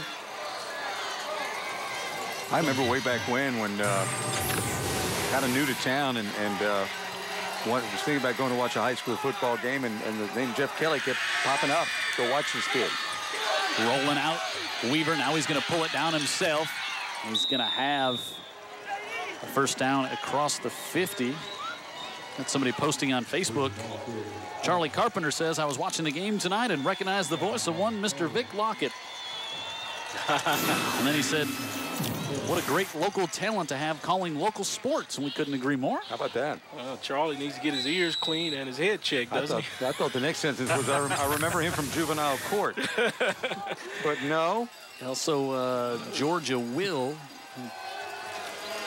checking in. We'll get her here in a second. Is blowing that one up. J.D. Campbell in the backfield. A loss of 1. Talk about playing downhill. It's read and recognition right there and go to the football. 6'2", 220. Senior right there finds the football and just takes him down for a loss. He's a big kid. Mama apologized, said, I know he looked a little scruffy. Looked a little scruffy. He looked a little 27 is what he he looked, she says he does that during the football season. No apologies needed.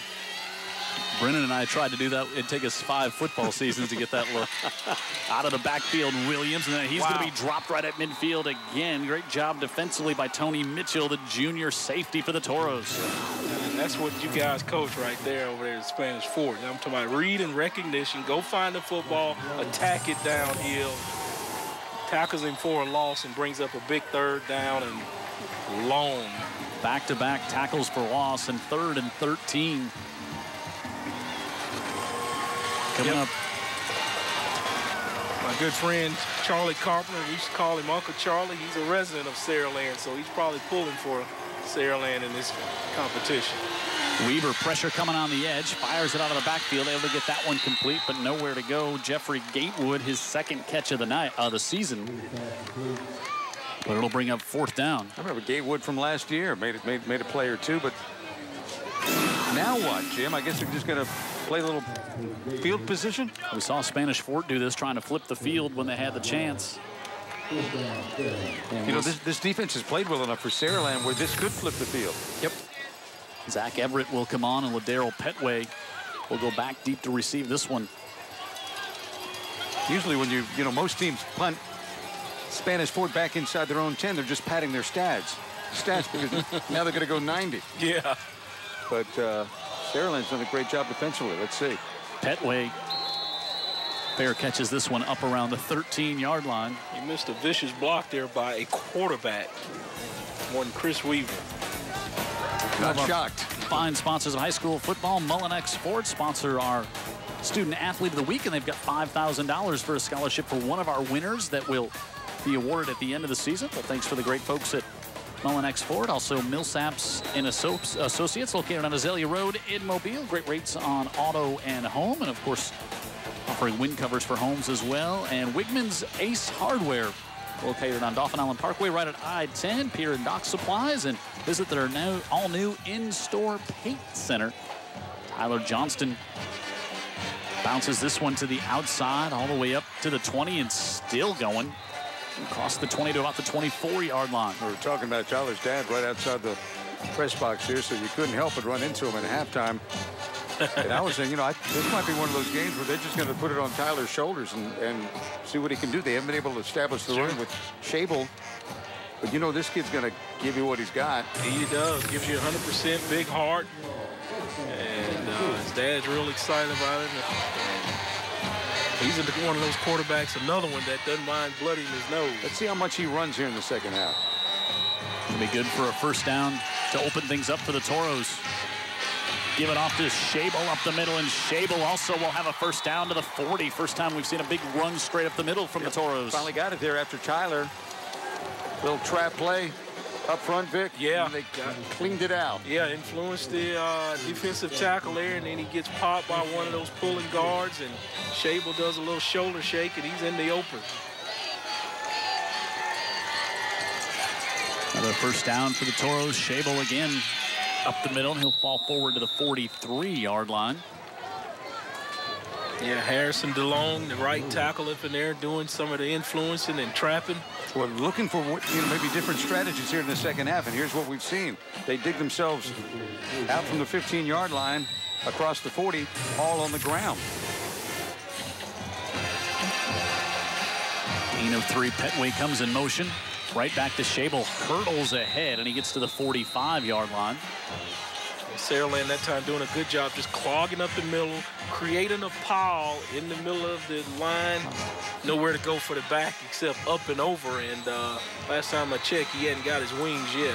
3rd and 5. Toro's not known for their flying abilities, Vic Lockett. When bulls fly, huh? Now Cam Harrison checks in behind Johnson. He'll take the handoff to the right side, and he gets upended. Great play again coming in there by Tyler Sims. And it's going to be 4th down and 4. How about the strategy, though? All on the ground. I mean, not 3rd even, down. Right. And I tell you what, Tyler Sims is playing himself a pretty good ball game for Saraland. He's making Jim call his name quite a bit. He's one of their stars on defense. 5'11", 180-pound senior. 4th down here, and we'll see if Tyler Johnston wants to drop back and punt. He's done that twice here tonight. Play clock inside 10. It does not look like it. Looks like they're going to go for it here on 4th and 3. Johnston looking to throw, comes to the near side. Petway, he's got him at the 30, makes a move, and Ladero Petway now inside the 20, 15, 10. The football comes loose at the end of the play, and it's recovered by the Toros' Logan Morgan, but it's 1st and goal, Spanish Fort. Just like that. Great defensive play to try to, you know, the backs and receivers, when they get in the open field, they kind of seem to get careless and forget they're carrying the football, but then the defenders come and slap it out. I want to ask you, Vic, so is Coach Freeman looking to see what the defense is giving him, decide to punt there or go for it? You know, that's probably, I hadn't snap. thought about that, Jim, but that's probably how he is able to operate this offense. Johnston wants to keep it, and he's going to be stood up and pushed back. Well, Jim, we know with sitting down with Coach Freeman as much as we've had a chance to, that his whole offense is predicated on that. It's all about looking over the defense, and there's going to be options to everything they're doing. We'll counter with this. But his unique offense to have his quarterback be the punter gives him that ability to say whether I'm going to punt or am I going to go for it on an offensive play. Great point there, Jim. I never even thought about that. Loss of 1, 2nd and 11. Johnston again wants to keep it right up the middle. He'll drop the shoulder to about the 6. On his shoulders. There you go. They trust him as much as anybody. But I'll tell you what, how about him throwing a dart on that slant to Petway on a 4th down before they got to midfield even? That was a huge play. I'll tell you what, and how about Coach Freeman just having faith in that young man to say, we're on 4th down, we're going to drop back and pass. Got an official's timeout here. And I'm sure the Johnsons, we got a great picture from them up in Cedar Rapids, Iowa. They're still enjoying the game, and I bet they were jumping up and down when he threw that pass. 3rd and goal coming up after this heat timeout. 4.5 to go. It's a good one tonight here on UTV 44.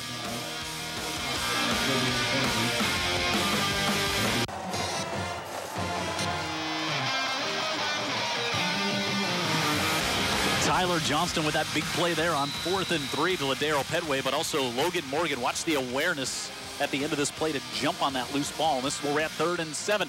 Johnston to the near side, tipped and caught by Petway, and he's down inside the 1.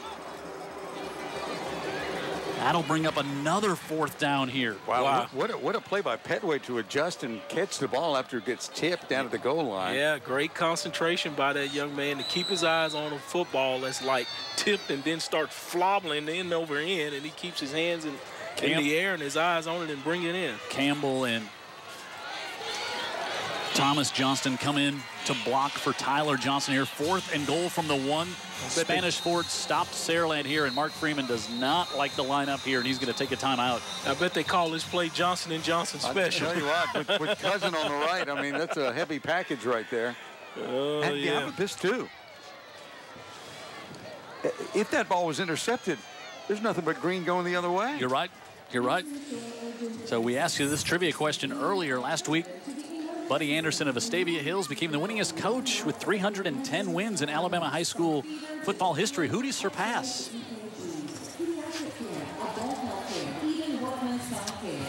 I'm stumped. I'll admit it. As we... Bino Cook, you got any? No, you know, I'm really more of a Gulf Coast historian, maybe, if anything.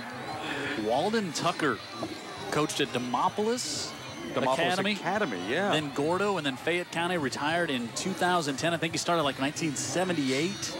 Wow. And then retired at 2010. 309 career wins in Alabama. That is fantastic. 4th and goal from the 1. Coach Mark Freeman takes the timeout there. As we said, the Toros stopped Saraland at the same spot in the first half. Tyler Johnston with a big package in front of him, looking to go on the far side, and he's in for the touchdown. Well executed deception there. Fakes one way and then comes back the other way around his brother right there, and his brother gives that 99 a little pop to help get him in. Noah Anderson had a hand on him, but so tough to stop from a yard out. And the Toros regain the lead. Thomas leading Tyler for the touchdown. Man, those are memories those guys will never, ever, they'll be able to tell their grandkids about that. Yeah. Isn't that awesome? Matthew Quinn takes aim at the Brennan Mobile again and makes it 14-7. The Toros get a defensive stop to open up the second half and come back and march down the field. And they take the lead 14-7.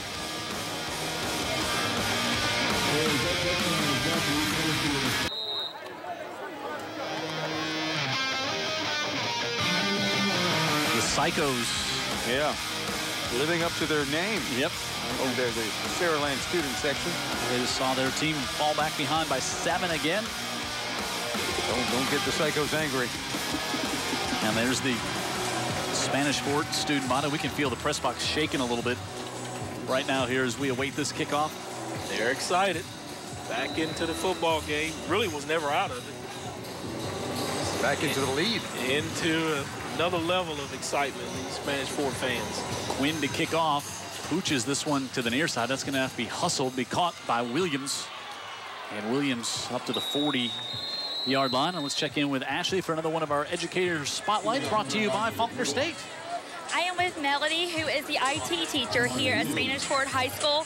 Before I get to some things IT related, I wanted to touch on something that Spanish Fort is proud to talk about, and that is your National Merit Program, which is, what did you tell me, over 15 million kids take this at their junior level. Right, 1.5 million students take this at their junior level nationwide. Of those, the top percentages are given a commendation. Then they take the top 15,000 or 1% and make them semifinalists. Then the top 8,000 become finalists. Last year we had one commended, 2 semifinalists, and a finalist. You had, one finalist among the whole nation here at Spanish Fort. Right, we had one finalist. That is huge. That's amazing. And then on top of that, the ACT, that is now required statewide for juniors to take. It's kind of tough being a junior all of a sudden. Right. But the average for Spanish Fort is 22 on the ACT.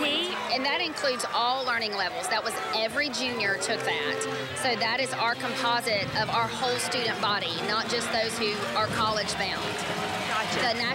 The state average was 20.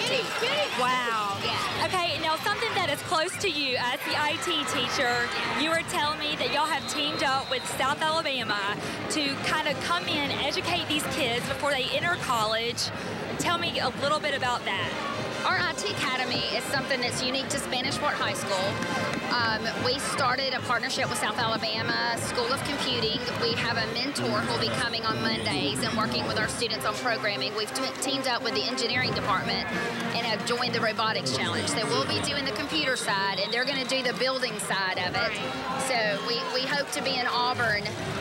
The weekend of the state championship for football is the same weekend as the state championship for robotics. Oh, wow.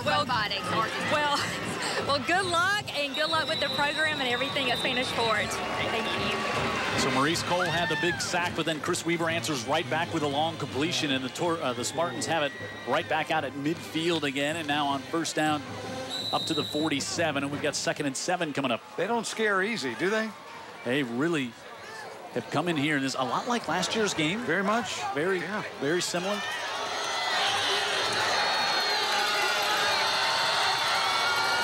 Looking over this game and AL.com, the preview, and the word was they had a lot of people to replace. They look like the same team. Yep. Weaver pitches this one on the far side, and Toss 28. Been running it for 100 years in football. And Tyler Sims, they bring in from linebacker to carry the football for the first time tonight. Yeah, that's just man-on-man, model right there. Toss it out to the back. He just picks a hole out there on the end and puts his head down in fine daylight. We have seen some really good football and football teams so far this year. And we've got 2 here tonight. Yeah, man. Sims again on the right side, drops the shoulder and lunges forward up to the 33. And you can see a little momentum building on that far sideline as well right now. They've got tough hombres who do their job. Sure. They might not do it spectacularly, but you've got a whole team that acts like a team. Look at the blocking and running right through the tackle for Sims. The guy's been playing all his snaps on defense. Yeah, that was linebacker against linebacker there. Yeah, right. And D. Thomas lost that one. 2nd and 5. You said it, Dan. They're playing like a team, and that's what it's about. It's a great team sport. We love it. They bring Long back in, and Weaver wants to carry this one to the outside, and he's got a Saraland first down. You can really hear those Saraland fans on the far side. Yeah, and Weaver looks like Tyler Johnston looks for Spanish Fort. He gives you kind of the same stuff. He may not be quite the passer that Johnston is, but he'll do this. Yeah, I mean, this is a great answer to the touchdown. They're stringing together some first downs, a methodical drive down the field, picking up first downs and moving. That was the first mistake so far. Yep, minute to go in the 3rd quarter. Pre-snap flag on this one.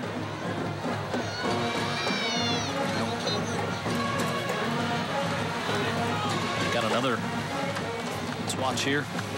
Yep, there on the right side, you saw it. Got another state checking in. Vic. Georgia will watching this game in Van Cleve, Mississippi tonight and cheering the Spartans on. Wow. Yeah. That's Alabama, Oregon, Iowa, Mississippi checked in. Jared's got us going worldwide. And then I just got a nice text from Mr. Manley and Miss Linda Beek. They're still tuning in Oregon, saying go Toros, enjoying their grandkids. Loving those Johnston boys. That's neat what technology can do. First and 15.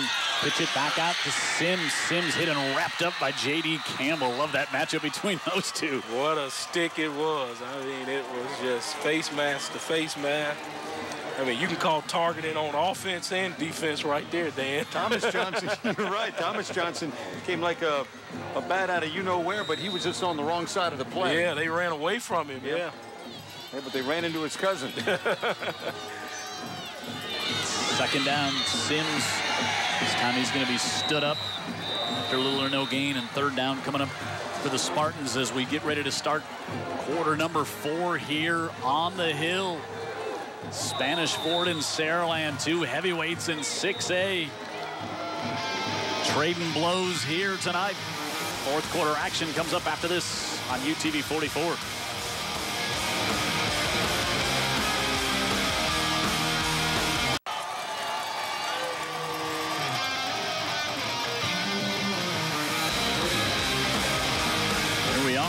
Press box. There's Spanish Fort, one of our favorite settings for a high school football game. Wow, and Saraland has to take a timeout out of the break at the quarter. Wow. Yeah, that one there is not exactly what you'd like to do. You know, that could come back to haunt them later on in the game. And these timeouts are precious, especially in a tight ball game like this, Dan. No doubt about it. And you can see that Jeff Kelly's not happy about that. Got some more folks checking in, watching the game tonight. Of course, you can do this on our Facebook page, or you can email us at heyguys@utv44.com. James Curry watching the game up in Saraland tonight. His son Quinn plays the tuba, and he was spectacular at the half. Yeah, when they were playing Paint It Black by the Stones, you could pick out Quinn. We were focused. You could hear the bass. Part of the Spartan sound. He's a junior at Saraland, and he's almost an Eagle Scout with Troop 113 as well. Awesome. Up at Saraland. So James watching, and his son Quinn rocking in the band. There, look, there he is. See, there's Quinn right there, the tuba player. I can tell you, John Miller, the local musician. Yeah, sure. I got a chance to present him as an Eagle Scout when he was a young guy at Satsuma High School up that way. So they do a good job of getting those kids in that program up there. Unbelievable accomplishment. Yes. 3rd and 6. Bellis Jones comes around to take the handoff. Jones will pick up a couple, and 4th down coming up. Yeah, just running the jet sweep there, get around the end and see about going into the boundary if the speed could be a factor, gets him in, sealed, but that one took a while to get going. Yeah, wasn't enough speed, and you know, look, what a play there by 23 right there in the middle, just to fight off that block and protect that edge. Cedric Dees there to make the stop. Yeah, Cedric has been playing really, really well all night long. 4th and 3. I didn't see him on the starting roster, but I tell you what, you see him tonight. Earning some playing time. Yep, this will get the crowd to their feet on 4th down. Spanish Fort has stopped Saraland twice on 4th down earlier.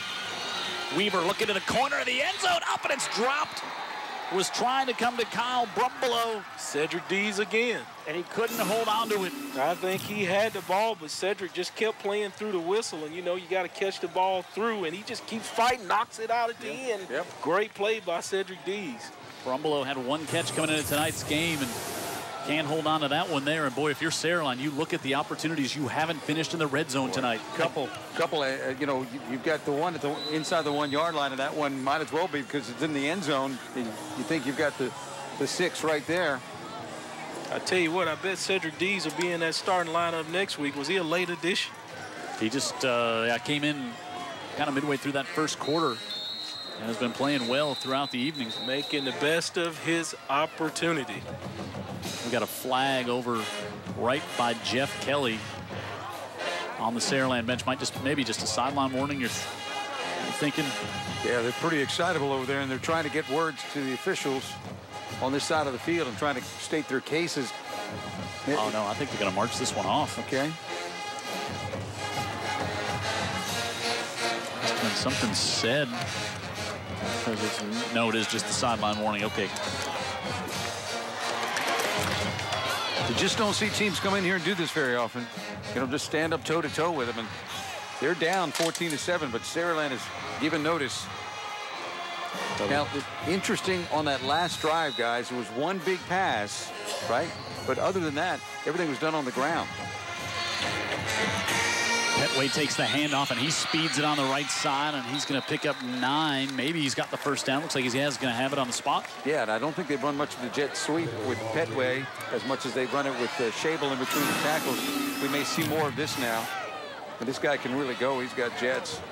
Yeah, this one to the wide side of the field where we saw Saraland do it to the short side. Right. Kind of ran out of room. That is good for a 10-yard pickup and a first down.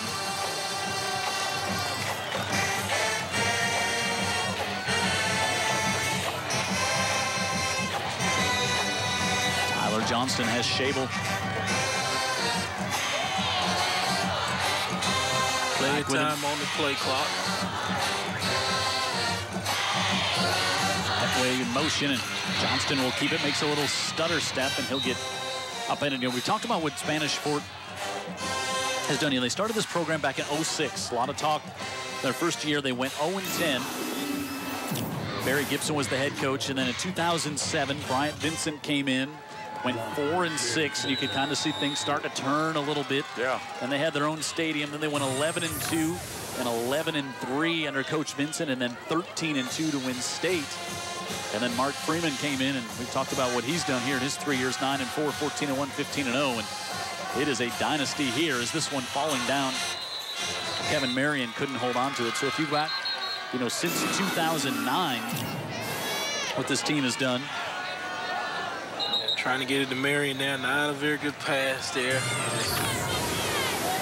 Marion stretched out that big long body there, but just couldn't make anything good out of that one. Skylar Mosley has been hampered a little bit on the coverage. Number 8, the big linebacker. Just tonight. Pretty sure he'll get in and get some treatment and be much better next week. Oh, wow. Unsportsmanlike penalty whistled on 3rd and 8. It was getting ready to be 3rd and 8. Unsportsmanlike against Saraland, and that's going to be a 15-yard walk-off. Wow. Game changer in the 4th quarter. Now, is that on a player or is that on the bench? You know, I didn't see the flag. Did you see the flag on the field? I did not. No. You know, and you only get an abbreviated explanation, you know, in high school football. They don't give you numbers or anything like that. Jeff Kelly. Here's out there. That sideline official feeling a little lonely right now. Over on the Spanish football, the Saraland side. Moves it all the way up to the 44-yard line. No explanation. None. Tyler Johnston gives it off to Shable, breaks a tackle at midfield, looking to get to the outside, got a nice block. Logan Morgan sprung him free as he's inside the 30, all the way to the 28. Well, just keep feeding him at some point, right? And he's going to break it just like that. And break it he did all the way back against the grain. Start with one way and sticks his foot in the ground and cuts it all the way back. Switches the football into the right hand so he can try to get a stiff arm. Great game there. Kick the sticks for Toros first down. He's a feisty youngin', Jim. To the 28, enjoyed him on the pregame show, and he'll take it again. Goes to the 22. 5'10", 195 pounds. And Marcus Reed made a play there. Otherwise, he may be still running. Great play by Marcus to stop him there. Get that bull on the ground. Pickup of 6. Shable this time to about the 17. He's like ripping the ball out of Johnston's hands now. He can't wait to get fed. Have you noticed that, Vic? Sure. Such a polite young man on the pregame show. He was sweet there. Don't get on the field in between those lines, guys. I promise you. Yeah, he picked up different guy. Just enough for the first down. Well, Coach Freeman now is just saying, hey, we're going to keep doing this till they stop us. Yep. And a gain of just 1 on that one. Yeah, it looks like Scholar says, I've got enough of this. Okay, run another play. Man in the middle. Bryce Hoven lost his helmet on that play, so he'll come out for 1. We're inside 9 minutes to go. Spanish Fort, again, if you're just joining us, 28-game win streak, longest in the state. Johnston makes a move on the inside around Skylar Mosley, and he's all the way down to the 2, first and goal. There's your counter. You got 20 running between the tackles. Now you read option or simply fake it to him, and this kid can run. That's right. He just fakes it to it and then pulls it out. And, you know, lull the defense to sleep right there, and up the field he goes. He never falls down backwards. No. Hasn't when we've watched him. Well, he's leaning forward. That's what all great backs do. And that means if you're leaning forward, you're going forward. First and goal at the 2.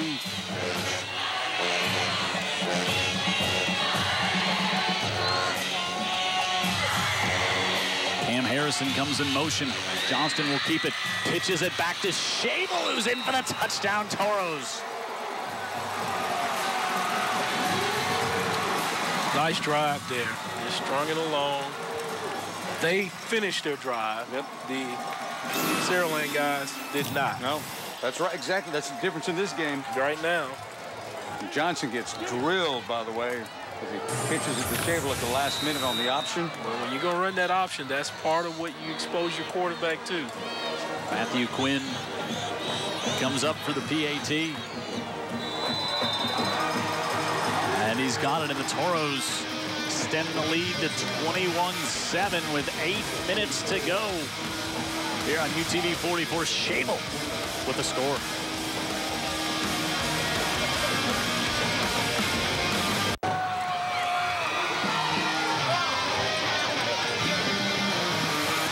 You can see why they've won 28 in a row, and they're the 2-time champions and winners of the last 3 of the last 4. They answer back. They answer back. They do it on the ground. Not even the short pass. They're just exclusively on the ground there. And that curious 15-yard penalty that dismissed what would have been a 3rd down and 8. Unsportsmanlike, yeah. Man. All the way back inside the 10.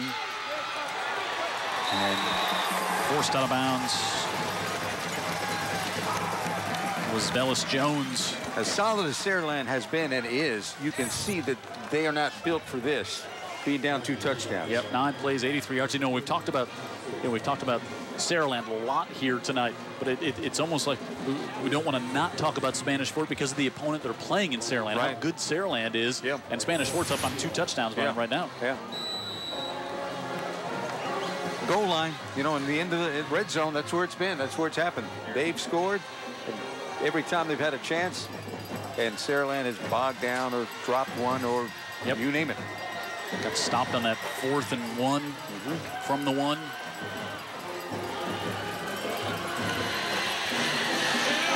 Long pushes ahead out to the 25. And the sleeping giant that was the Spanish Fort offense has awakened.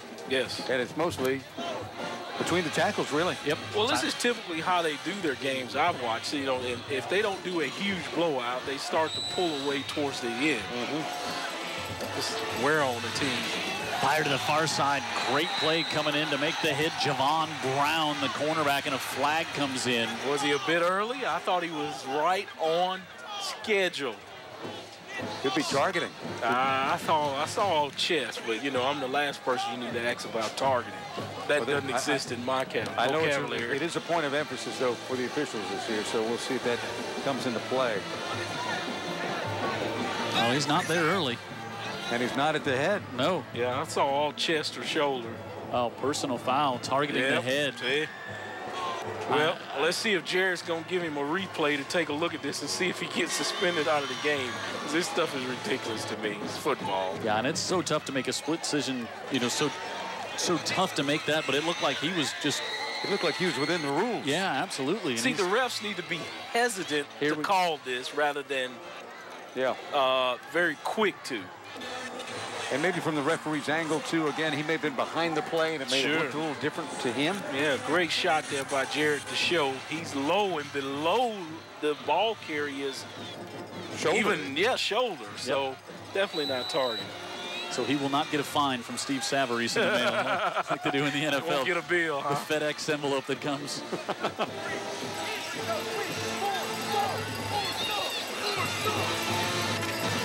Unfortunate. on Javon Brown, just trying to make a play, but 15-yard pickup for Saraland. Now pressure coming, and Weaver gets away from the first, but not the second, as D. Williams is the second one in there. Keon White was the first. Yeah, now they could throw intentional grounding other than they've already stopped his progress right there. I think they'd already blown the whistle. That's correct. What it was. They'd blown the whistle. The forward progress was over. Yeah, watch the play and watch the blitz, and here they come, and they just outnumber them. Well, they just was doing their little TE stunts up there with the fronts where the tackle rips outside and the end whips inside, brings a free rusher on to the quarterback. Then he was finished up by the backside. Yeah, D. Thomas with his second sack of the season. Keon White came hobbling off, and so that 15-yard penalty now just gets erased and backed all the way back up. We started the second half, and I said it'll be interesting to see schematically what Spanish Fort does differently offensively and defensively, and they have done some things differently, and now they know Saraland's got to pass. 22-yard loss on that one. Middle of the field, ball's tipped and incomplete as they were trying to come to Williams. Yeah, Williams had a play on it, just wasn't able to pull it in.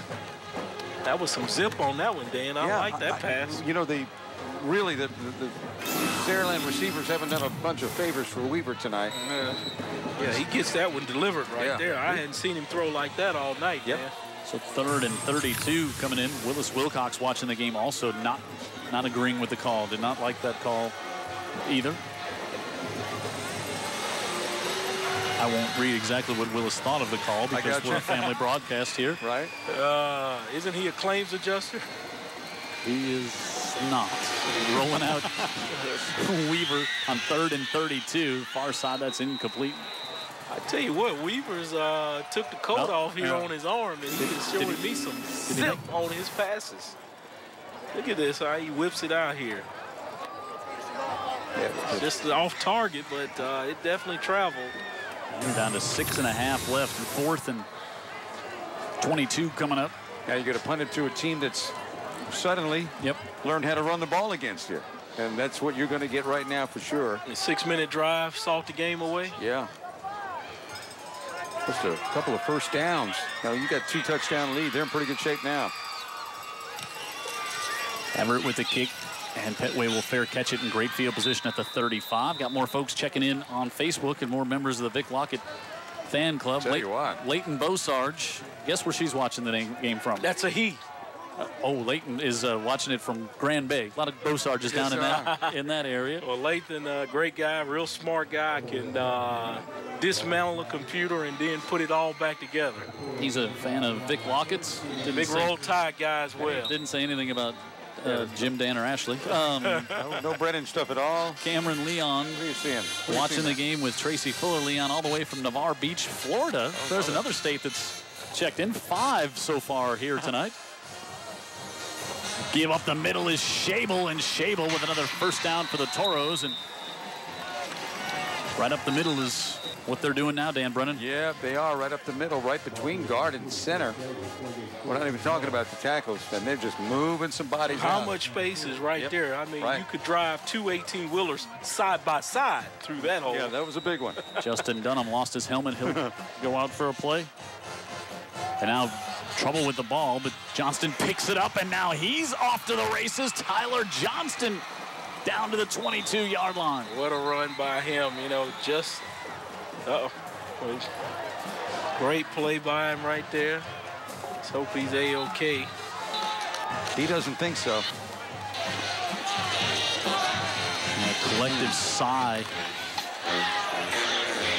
It's over the crowd here. It's right at the end of the play. Let's see what happens here. Great play to sidestep the tackler right there. Right here. No, he's on his own. As he cuts, Jim, it kind of buckles. Yeah, if Tyler Johnston drops the ball, he's hurt. Yep.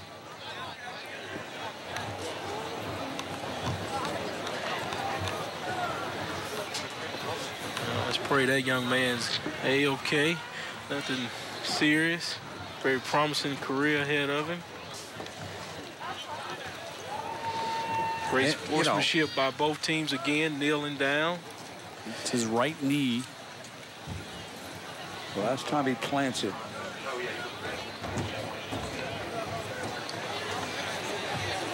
I think it's further on right toward the end of the run, when he jumps back to his left. Right there. That was it. That last that last little plant there. Yeah. We'll take a timeout and get you an update on Tyler Johnston coming up after this.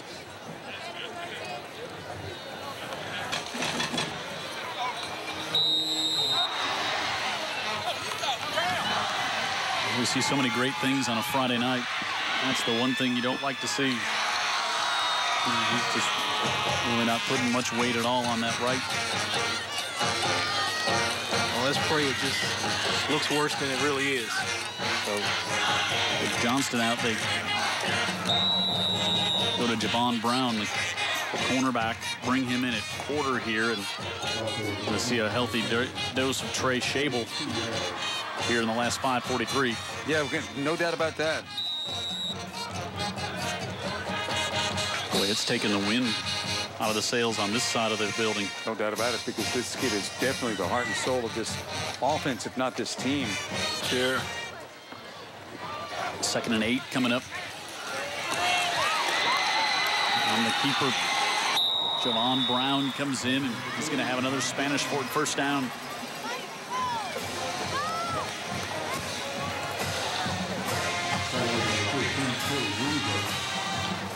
The Toros driving again.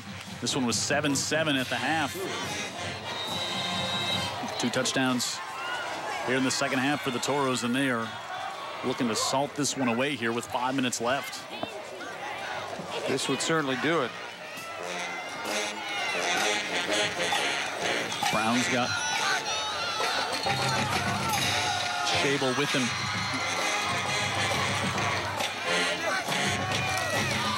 Brown wants to keep it, trying to get to the outside edge. Boy, he's a speedy one back there. Did you see that acceleration, Jim? He turned it on, and that looked a little bit different than the previous QB. Everybody's got their strengths, right? That's right. Watch this here. Man, he almost loses our camera guy, and he's just got to swing it. And he's fast. Yeah. I mean, our camera guy's fast. 2nd and 8 for the Toros.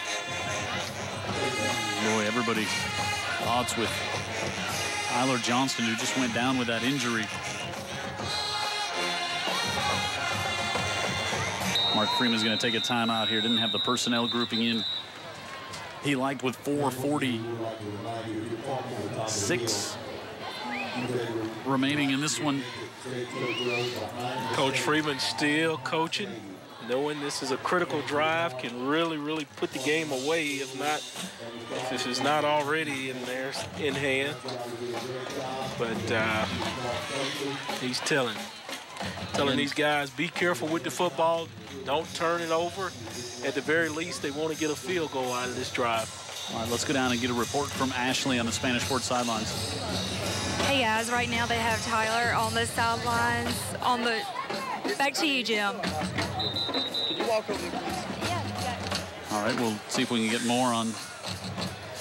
There's a look there, and that's his mother right there to his left. She's smiling, so that gives me a good sign. Not sure if they may have shooed Ashley out of there. That report was interrupted.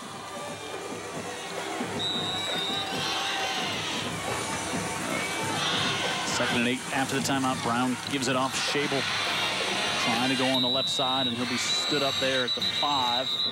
We'll mark it officially at the 6, and third down coming up. You know, Saraland, one timeout. Burn coming right out of the break here to start the fourth quarter, so they've got 2 remaining. They need to stop here. Put the folks in the ease up in Oregon and Cedar Rapids. I do see Tyler standing up on his own power. He kind of shook his legs a little bit, so guys you watching online, looks like your boy's gonna be okay. Third down, Shable puts the shoulders down, and he's to the 4, and fourth down coming up here, and we'll see if they bring the 8th grader on to try his second field goal attempt of the season, or if the Toros go for it here. Like half Half the set of eyes on this side of the field are on the game, and half are on the sideline where Tyler Johnson is. And he is standing up, and that is really good. That's good news. All right, this will be a 20-yard field goal attempt for Matthew Quinn. He's 1 for 1 on the year, and this one from the near hash. One's heading toward the roof. He gets it good. High snap, and they can't get it off. And now trying to run out looking for a pass, and still on his feet. Finally fires this one up, and it's intercepted at the 1-yard line. And that could have been disastrous there with a high snap, unable to pull it down. Was Chase White pulled it down, couldn't get the good spot, and then the pick on the far side. I think it was Wydell Flott who had it. Yeah, the timing was just off, and looks like they didn't have a plan B to say fire, go out and run a route to the receivers, and they got the late call and decided to go out, and he tried to throw it, but it was intercepted. So it stays a 2-possession game.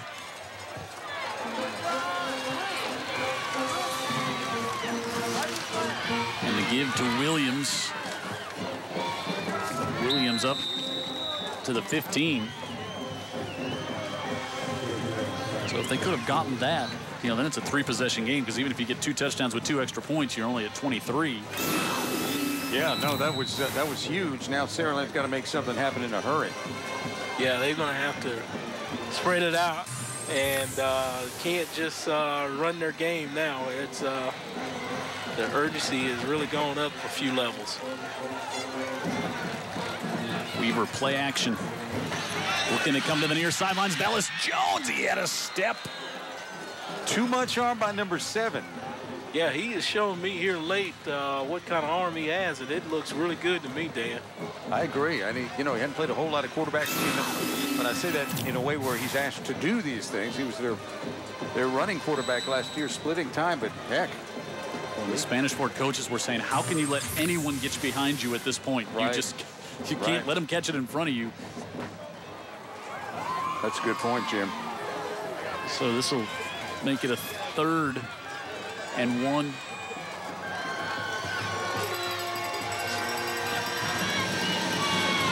Weaver gives it off to Long on the left side. He has the first down to about the 26-yard line and stop the clock while they move the chains with 2:21 remaining.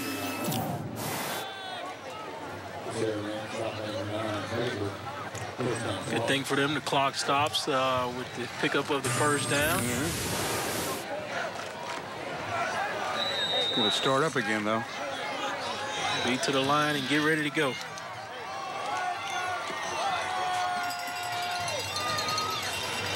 Blitz coming. Now they try to work the screen out of the backfield. Get it off there to Long to the 39. Spanish Fort side wanted a holding call, but you can just see this is not Saraland's game. The hurry up, speed up, up-tempo stuff. No, they do just the opposite very well. They've got some players that are pretty explosive, though. They get something in space, they got a shot to make something happen.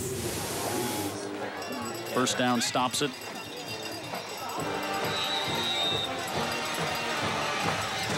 Up at the 39 with 2 minutes remaining. But you don't see him quitting, do you? Weaver fires that one incomplete. And a flag. That's going to be roughing the quarterback, it looks like. Yeah, he is really turning it loose and showing off that big gun he's got.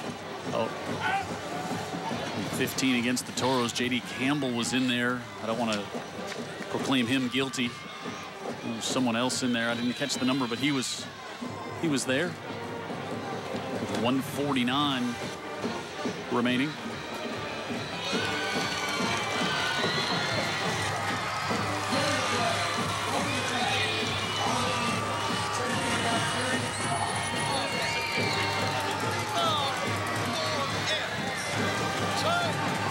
Giving him a little life. Up near, to put it at the 46 of the Toros with 1:49 left. Now you score, you got a heartbeat. Yep. Weaver looking middle of the field, incomplete, goes off the hands of Tyler Robinson. Again, not doing any favors for number 7. was a nice pass again. A little bit behind him, but very catchable. But Robinson was trying to settle in the zone and was zigging when he should have zagged. Yeah. And it just threw him off enough. He's a nice player. He's had a nice game, but they've just dropped a few too many. Stops the clock. 1:45 left.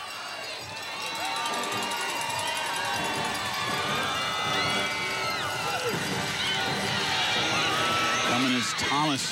Flipped it out of the backfield. Able to get that one to Gatewood, who's going to have the first down. He's rushed out by Thomas Johnson. I tell you what, Spanish Fort is executing their blitzes very, very well to get some heat on this quarterback to make him hurry up his passes. He's running away from heat right there. Of course, easier to go to his back. Easy to dial those up when you know they got to throw the ball. Sure. He's still supposed to block them. Expect that offensively. At the 35. Weaver rolls out, looking wide open. Bellis Jones, he's got it for the touchdown. Unbelievable. You talked about not letting anybody behind you. He was 10 yards behind everybody. You and Lockett were pointing to him before the ball was in the air, how open he was. I tell you, and Jones came close to stepping out of bounds. He did. Right before he goes in for the touchdown. I mean, Weaver can't believe what he sees. Look at this. Yeah, he's like, don't hit him, don't miss him, don't miss him. Yeah. That left foot, I don't know if it was out at the one, but it wasn't spotted if it was. Cody Everett on for the point after. And he misses it. And he missed it. Wow. Not good execution there. And so we'll go to break. I think we're going to see an onside kick, y'all.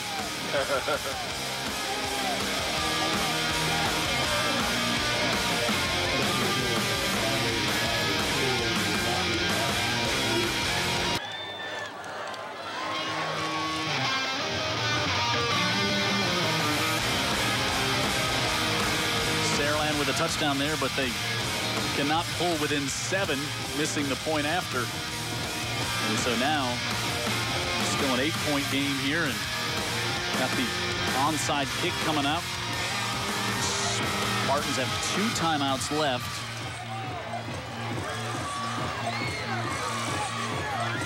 And Toros will send the hands team out there. If you're just joining us, it was 7-7 at the half, 21-7 in favor of Spanish Fort. Saraland just scored here, but I think the bigger story, Tyler Johnston goes out here in the 4th quarter on an injury, just making a cut on a run. Wasn't a contact play or anything, and had to be helped off the field. And they're still tending to him and watching carefully. Nice thing is Spanish Fort is off next week. They don't have a game, and so he has 2 weeks to recover, which could be huge. Right. Could be very big. I mean, it was one of those things where he felt the pain immediately. Yep. Right, here comes the onside kick. We'll even change up kickers and try Hunter Henderson. Spanish Fort has 1 timeout left. Could come into play here. Saraland has 2. Now they fake the kick to one side, and it comes to the near side, goes off, and it's recovered by Saraland at midfield. Wow. Little trickery there, misdirection on the extra point. Hold on, we got let it go 10 yards enough. Got a flag all the way down. Delay of. Wow. Delay a game? This is going to make Jeff Kelly lose his mind. Was that the signal we saw on the far side? You know, that the play clock is up. So there's 2 flags. So there's one right at midfield, but then there's one all the way back at the 29. That's Jeff Kelly. Yeah, easy to. It appears it's on Saraland. Yes, it does.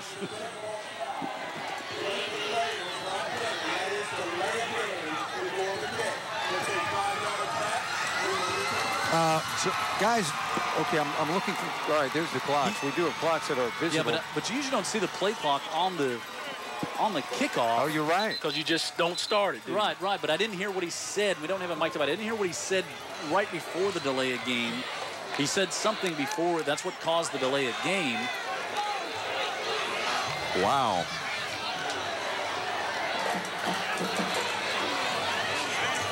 Well, I'd like to know what caused it, because that was highly unfortunate for the Spartans. Here he goes. Now Saraland's going to take their final timeout, and they just got a flag thrown against him. That's him being Jeff Kelly all the way out. He was out to the hash marks, and you got an assistant coach trying to pull him off and kind of pull him back, and he says, I'm fine. Boy, you execute that play, and now we got an ejection as well. Somebody has just been tossed out of the game. I don't know if that's Coach Kelly. I guess things coming from the stands, too. Nobody's happy right now. We had the flag, and then I'm not sure who was tossed out. Coach Kelly is off to the left. So I'm not sure if it was an assistant. Yeah, extended discussion going on here. And can't say Coach Kelly doesn't deserve it as well.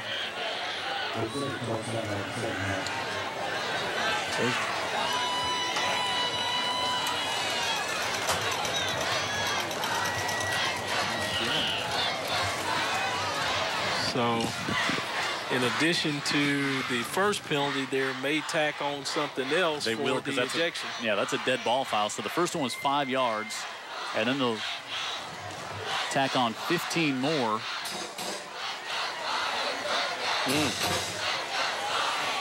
Well, I have a feeling Steve Savarese is going to hear about this from several sides by the time this night is over. Forget tomorrow morning. That's right. You don't think Coach Savarese goes to bed on Friday night about 8 o'clock? Yeah. I don't think so, and I know he's not going to tonight, or hasn't, or that phone's going to ring one way or the other, because look at Jeff Kelly.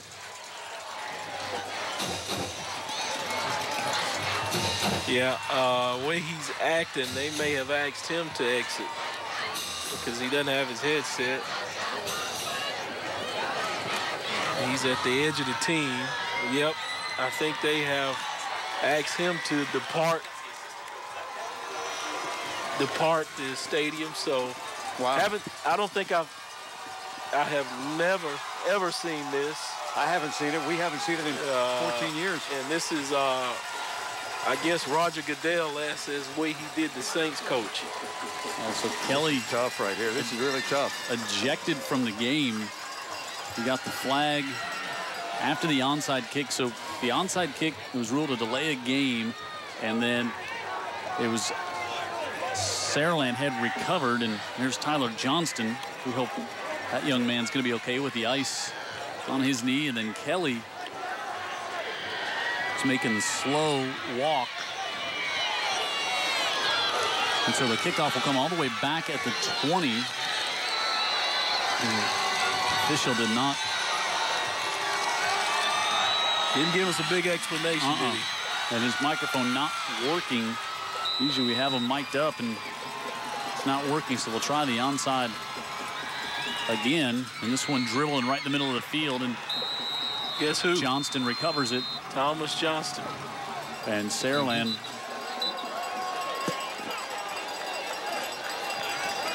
will not be able to prevent Spanish Fort from running the clock out here.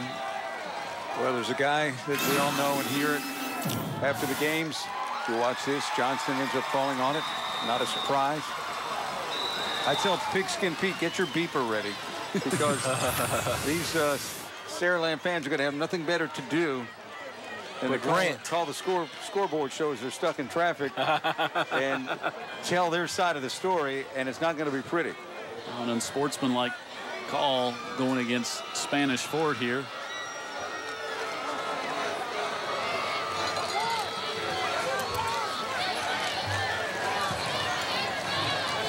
Wow. This is...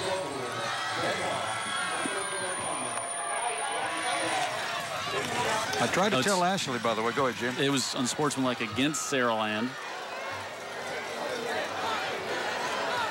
Well, that one had to be against Spanish Fort right there. It was. I'm sorry. You're correct. It was against Spanish Fort. I tried to warn Ashley. About? Sideline's going to be... You warned the official. I kind of did. You kind of did, and he was like, not excited. Don't tell me. I said, this is going to be an interesting one to officiate, huh? What do you mean? I'll be in the booth.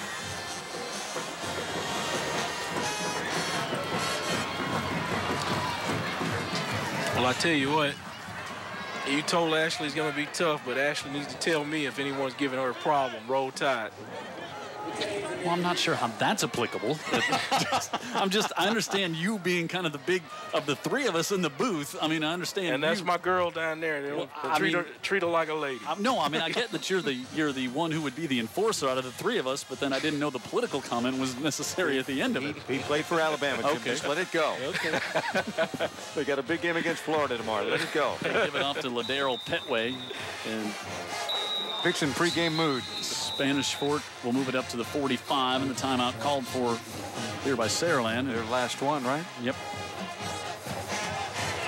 Well, it's one of those games now where, you know, let's let the time roll out, get people on the bus, let tempers kind of flare down a little bit, and yeah, you can take a knee now. And yeah, I'd like to see him do that. Just get on out of here, the ball game. He's got it won. Get his quarterback healed up. Look down the road. Saraland go back, make the adjustments, and practice and play football. Once again, we saw that Saraland is no joke. They are for real. Coach Kelly's got a nice ball club, and I'm certain he'll be in the principal's office himself Monday morning. I think looking at this game, we talked about that. The principal want to know what happened. That Saraland, one of the teams, played Spanish Fort close during their streak to 10 points last year. We thought this 7-8 point game, maybe somewhere in there. I mean, I think we thought it was going to be that close, and it's lived up to it. And, no doubt. And I think if you're Saraland, you're just kicking yourself. A couple of big opportunities you had in the first half couldn't cash in. Otherwise, it's a different game. Even late. Yep. Even in the second half. You know, touchdown pass that could have been caught. Yep. Wow. Shable up the middle. 34-24. Mary G beats McGill Tulane. Wow. Mike Dean with a little revenge. Revenge, yeah. I forgot about that. Big time. You think he circled that one before the season started? I'm telling you, that's a heck of a win for Mary G. Where was that game? I believe it was at Mary G. No, I think it was at the Lip, now that I think about it. Oh, my goodness. Wow. And it was 0-4 coming in. Winless coming in was Mary G. Actually, I think they were 0-3, and so I think both Mary G and now McGill 1-3 after 4 weeks. Didn't see that coming. No. This one here, just 1:05 left, and so now Spanish Fort at 3rd and 2. They want to pick up the first down because they can't quite run it out here. But the clock stopped with 1:05 left. So they need to pick up the first down on 3rd and 2. That game was at the Lip. Wow. So shocking. Timeout. Yeah, McGill's in a bit of a transition this year, as I've said several times, and they've got some players, they've got good coaches, and I'm certain they'll come out of it. Shable up the middle. He's got the first down, and way up the middle of the field. Shable wants a touchdown, still on his feet, and he'll get it. That's a kid that will not be denied. No doubt, man. He had a very quiet first half, and he's had a very loud fourth quarter. That'll make the bull roar here, right? Yeah. Saraland's really wanting to get on the bus, and Shable's like, well, let me just put an exclamation point on this game and able to show what I've got. Yeah, he just really wanted to get in the end zone. Great blocking at the point of attack, too. Sure. I mean, he had room to But I didn't see a whole lot of effort out of Saraland either on that play either, Dan. They've played harder than that up until this point. Win with the PAT, and it's now 28. You know, can you imagine the dejection over there? You know, your coach is asked to leave the building, and you're still playing in a hostile environment, and you're down by a touchdown at least, and You know, you've been looking forward to this night, this game. It's been circled on their calendar before this summer. Yeah. So, well, they sure I think these players just ready to look to next week, and it's going to be a job by Coach Kelly to get them to bounce back, and I'm certain he'll do it. Yeah, they go to Thomasville next week for a non-region matchup. And that will not be a tour of the woods, will it? How about a couple of hostile places in back-to-back weeks going to play? And you come off the emotional hangover of this game. Yeah. Factor that in. I wasn't in the box. 55 seconds left. We've had about a minute to go in this game for a long time. Yeah, for about 45 minutes. Yeah, it seems. In real time. And to extend it, the ball falls off the tee and does a little Charlie Brown. Next week, UTV 44 will stay here on the Eastern Shore. Murphy. I thought that was in Ladd. Murphy Daphne. Have they built that bridge yet? Friday afternoon at 5 o'clock. How about they're saying it needs to be a toll? Well, who wouldn't pay a toll to avoid that mess? They're not in the South. Up across the 40. No, I'm serious. $3 not to sit on the Bayway? I mean, but $3 every day. Suppose you do this every day. And how about this? You have to stop for a toll station. No, you'll probably get a what do you call it? Sun pass is what they call it in Florida. We'll call ours what, Jim? I'm sure it'd be. I was going to let you coin a phrase, and I was going to push it on up to Stimson. No, it's like Dan Brennan has taught me. It's what you don't say. That'll extend your career every time. Well, I thought he only told me that. I tell everybody that. No. I got it. We'll call it roll tide pass. I saw that one coming. All right, see if we can get this thing out of the ditch here and talk about our Scholastic athletes of the night. They would be ones to come up with a name for the pass, more qualified than any of us in the booth. Certainly from Saraland, Tyler Robinson, senior, 4.2 GPA, plays baseball and football. Has had a nice night here tonight. Wants to play college baseball, member of the National Honor Society. That's a young guy I'd like to meet. Right there, Tyler Robinson. He's had a nice game. He's a good athlete. Yep. Look at that, 4.2 GPA. Wow. I mean, that's crazy.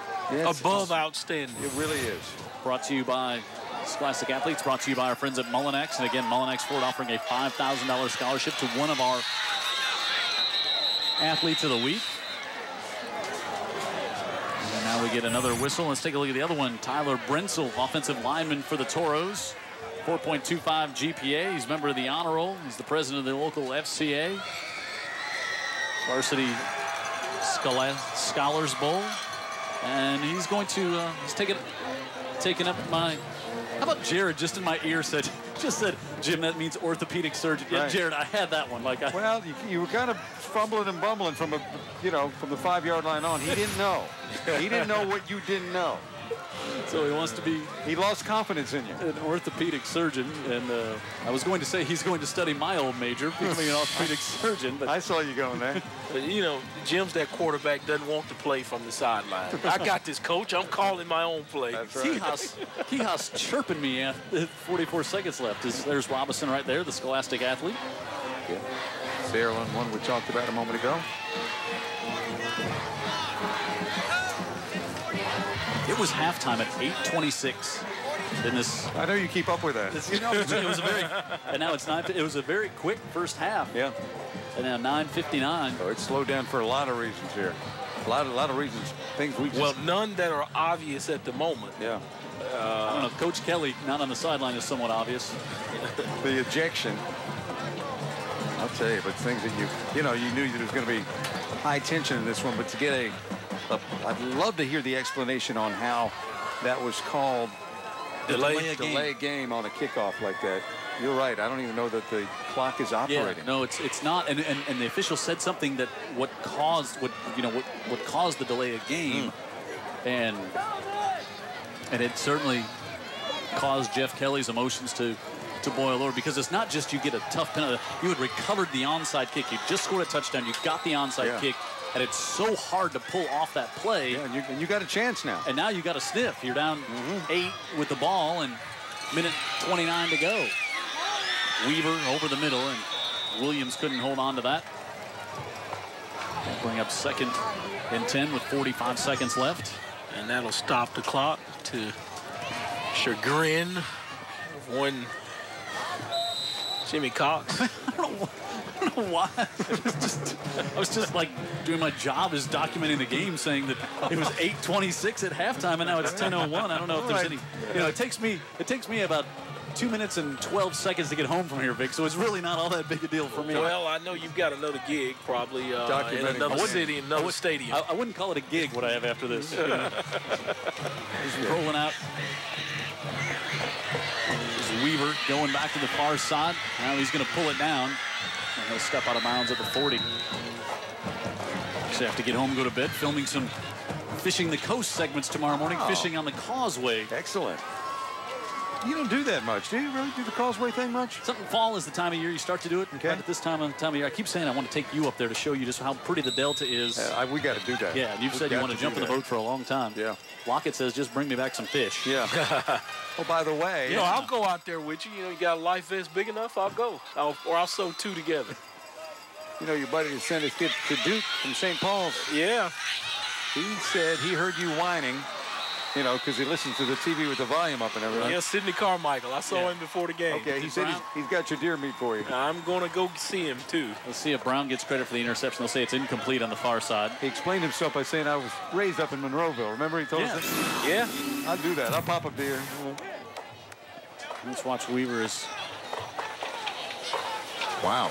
Yeah, tried to stay in bounds, but Javon Brown did not stay in. He was up in Monroeville. He knows the Croft family, who does not miss a high school football game on UTV 44 from up in Monroeville.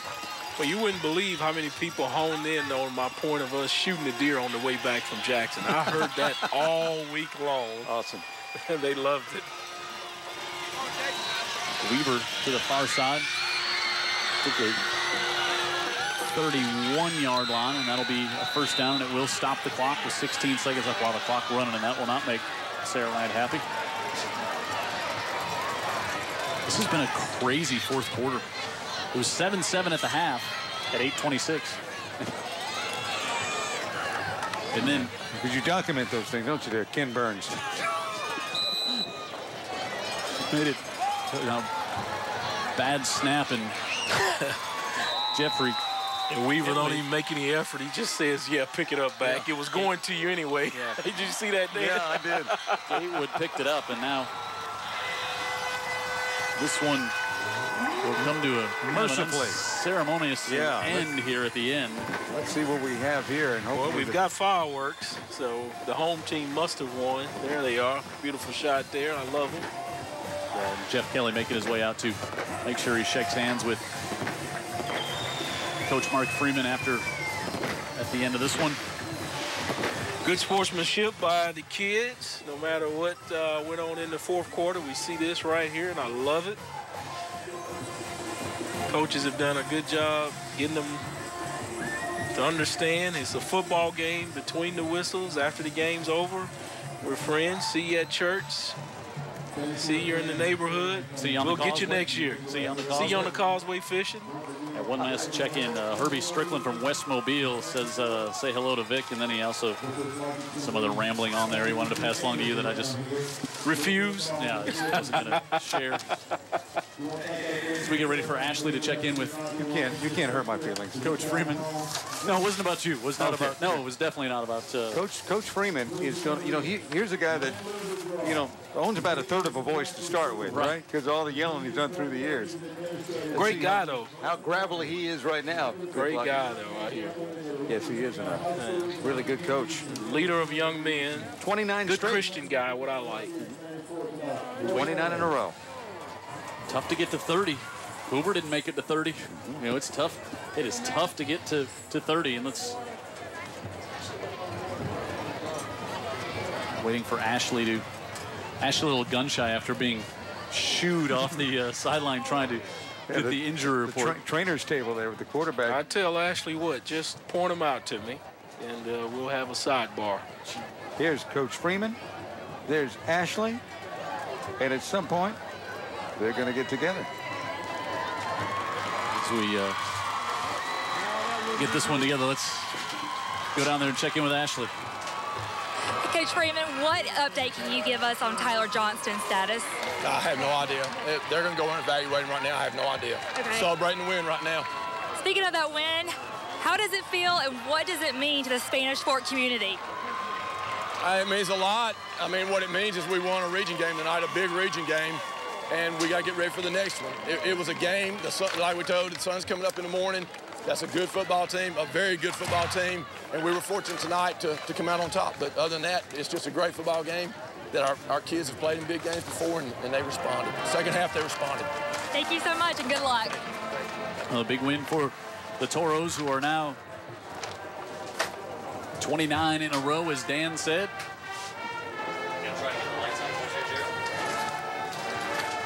It's going to be a good win for Spanish Fort, and kind of typical how they play the game, and in the end, just kind of wears the competition down. Yeah, I thought Dan made a great point when you said it'd be interesting to see the adjustments that are made at the half. It was 7-7 at the half, and I think the biggest adjustment we saw is just Spanish Fort really committed to running the football right at him. Right at him, and also with Johnston a little bit more, right? So they got the quarterback more into the game on the ground. I think that changed things a little bit. He just brings a different dimension to it, a toughness on the corners a little bit, and then Shabo got it going so much that he ended up one of the 3 nominations for Player of the Game. I think one thing, too, that you just see these Spanish Fort kids, they're just used to winning. I mean, that's all they know is winning football games like this. Yeah, the bar's been set here, and that's what they're about. The expectation is here. Coach Freeman has done a good job with the kids and instilling that in their minds. So with the expectation there, you can just expect as a team, to win. And as the audiences we watch, expect them to win and continue this dynasty. 28-13, your final score here tonight. Spanish Fort remains perfect on the year. Our players of the game, Tyler Johnston, Trey Shable, and Chris Weaver on the Saraland side. And you can go to local15tv.com to vote on the player of the game, win the Tank Brown Award. And by the way, Saraland shows up, plays their tail off, has a little trouble in the red zone. Otherwise, who knows? I mean, and is there? I'm not sure there's a tougher place to come play than here. Well, there's not a tougher team to show up and try to do it than we've seen the last few years than Saraland. That's it. And so our final score here tonight, 28-13 for Ashley Pope down on the sidelines. Jared Quijas down in the truck for Vic Lockett in the booth. And Dan Brennan, I'm Jim Cox saying good night from Spanish Fort, where the Toros remain perfect. And now the streak reaches 29.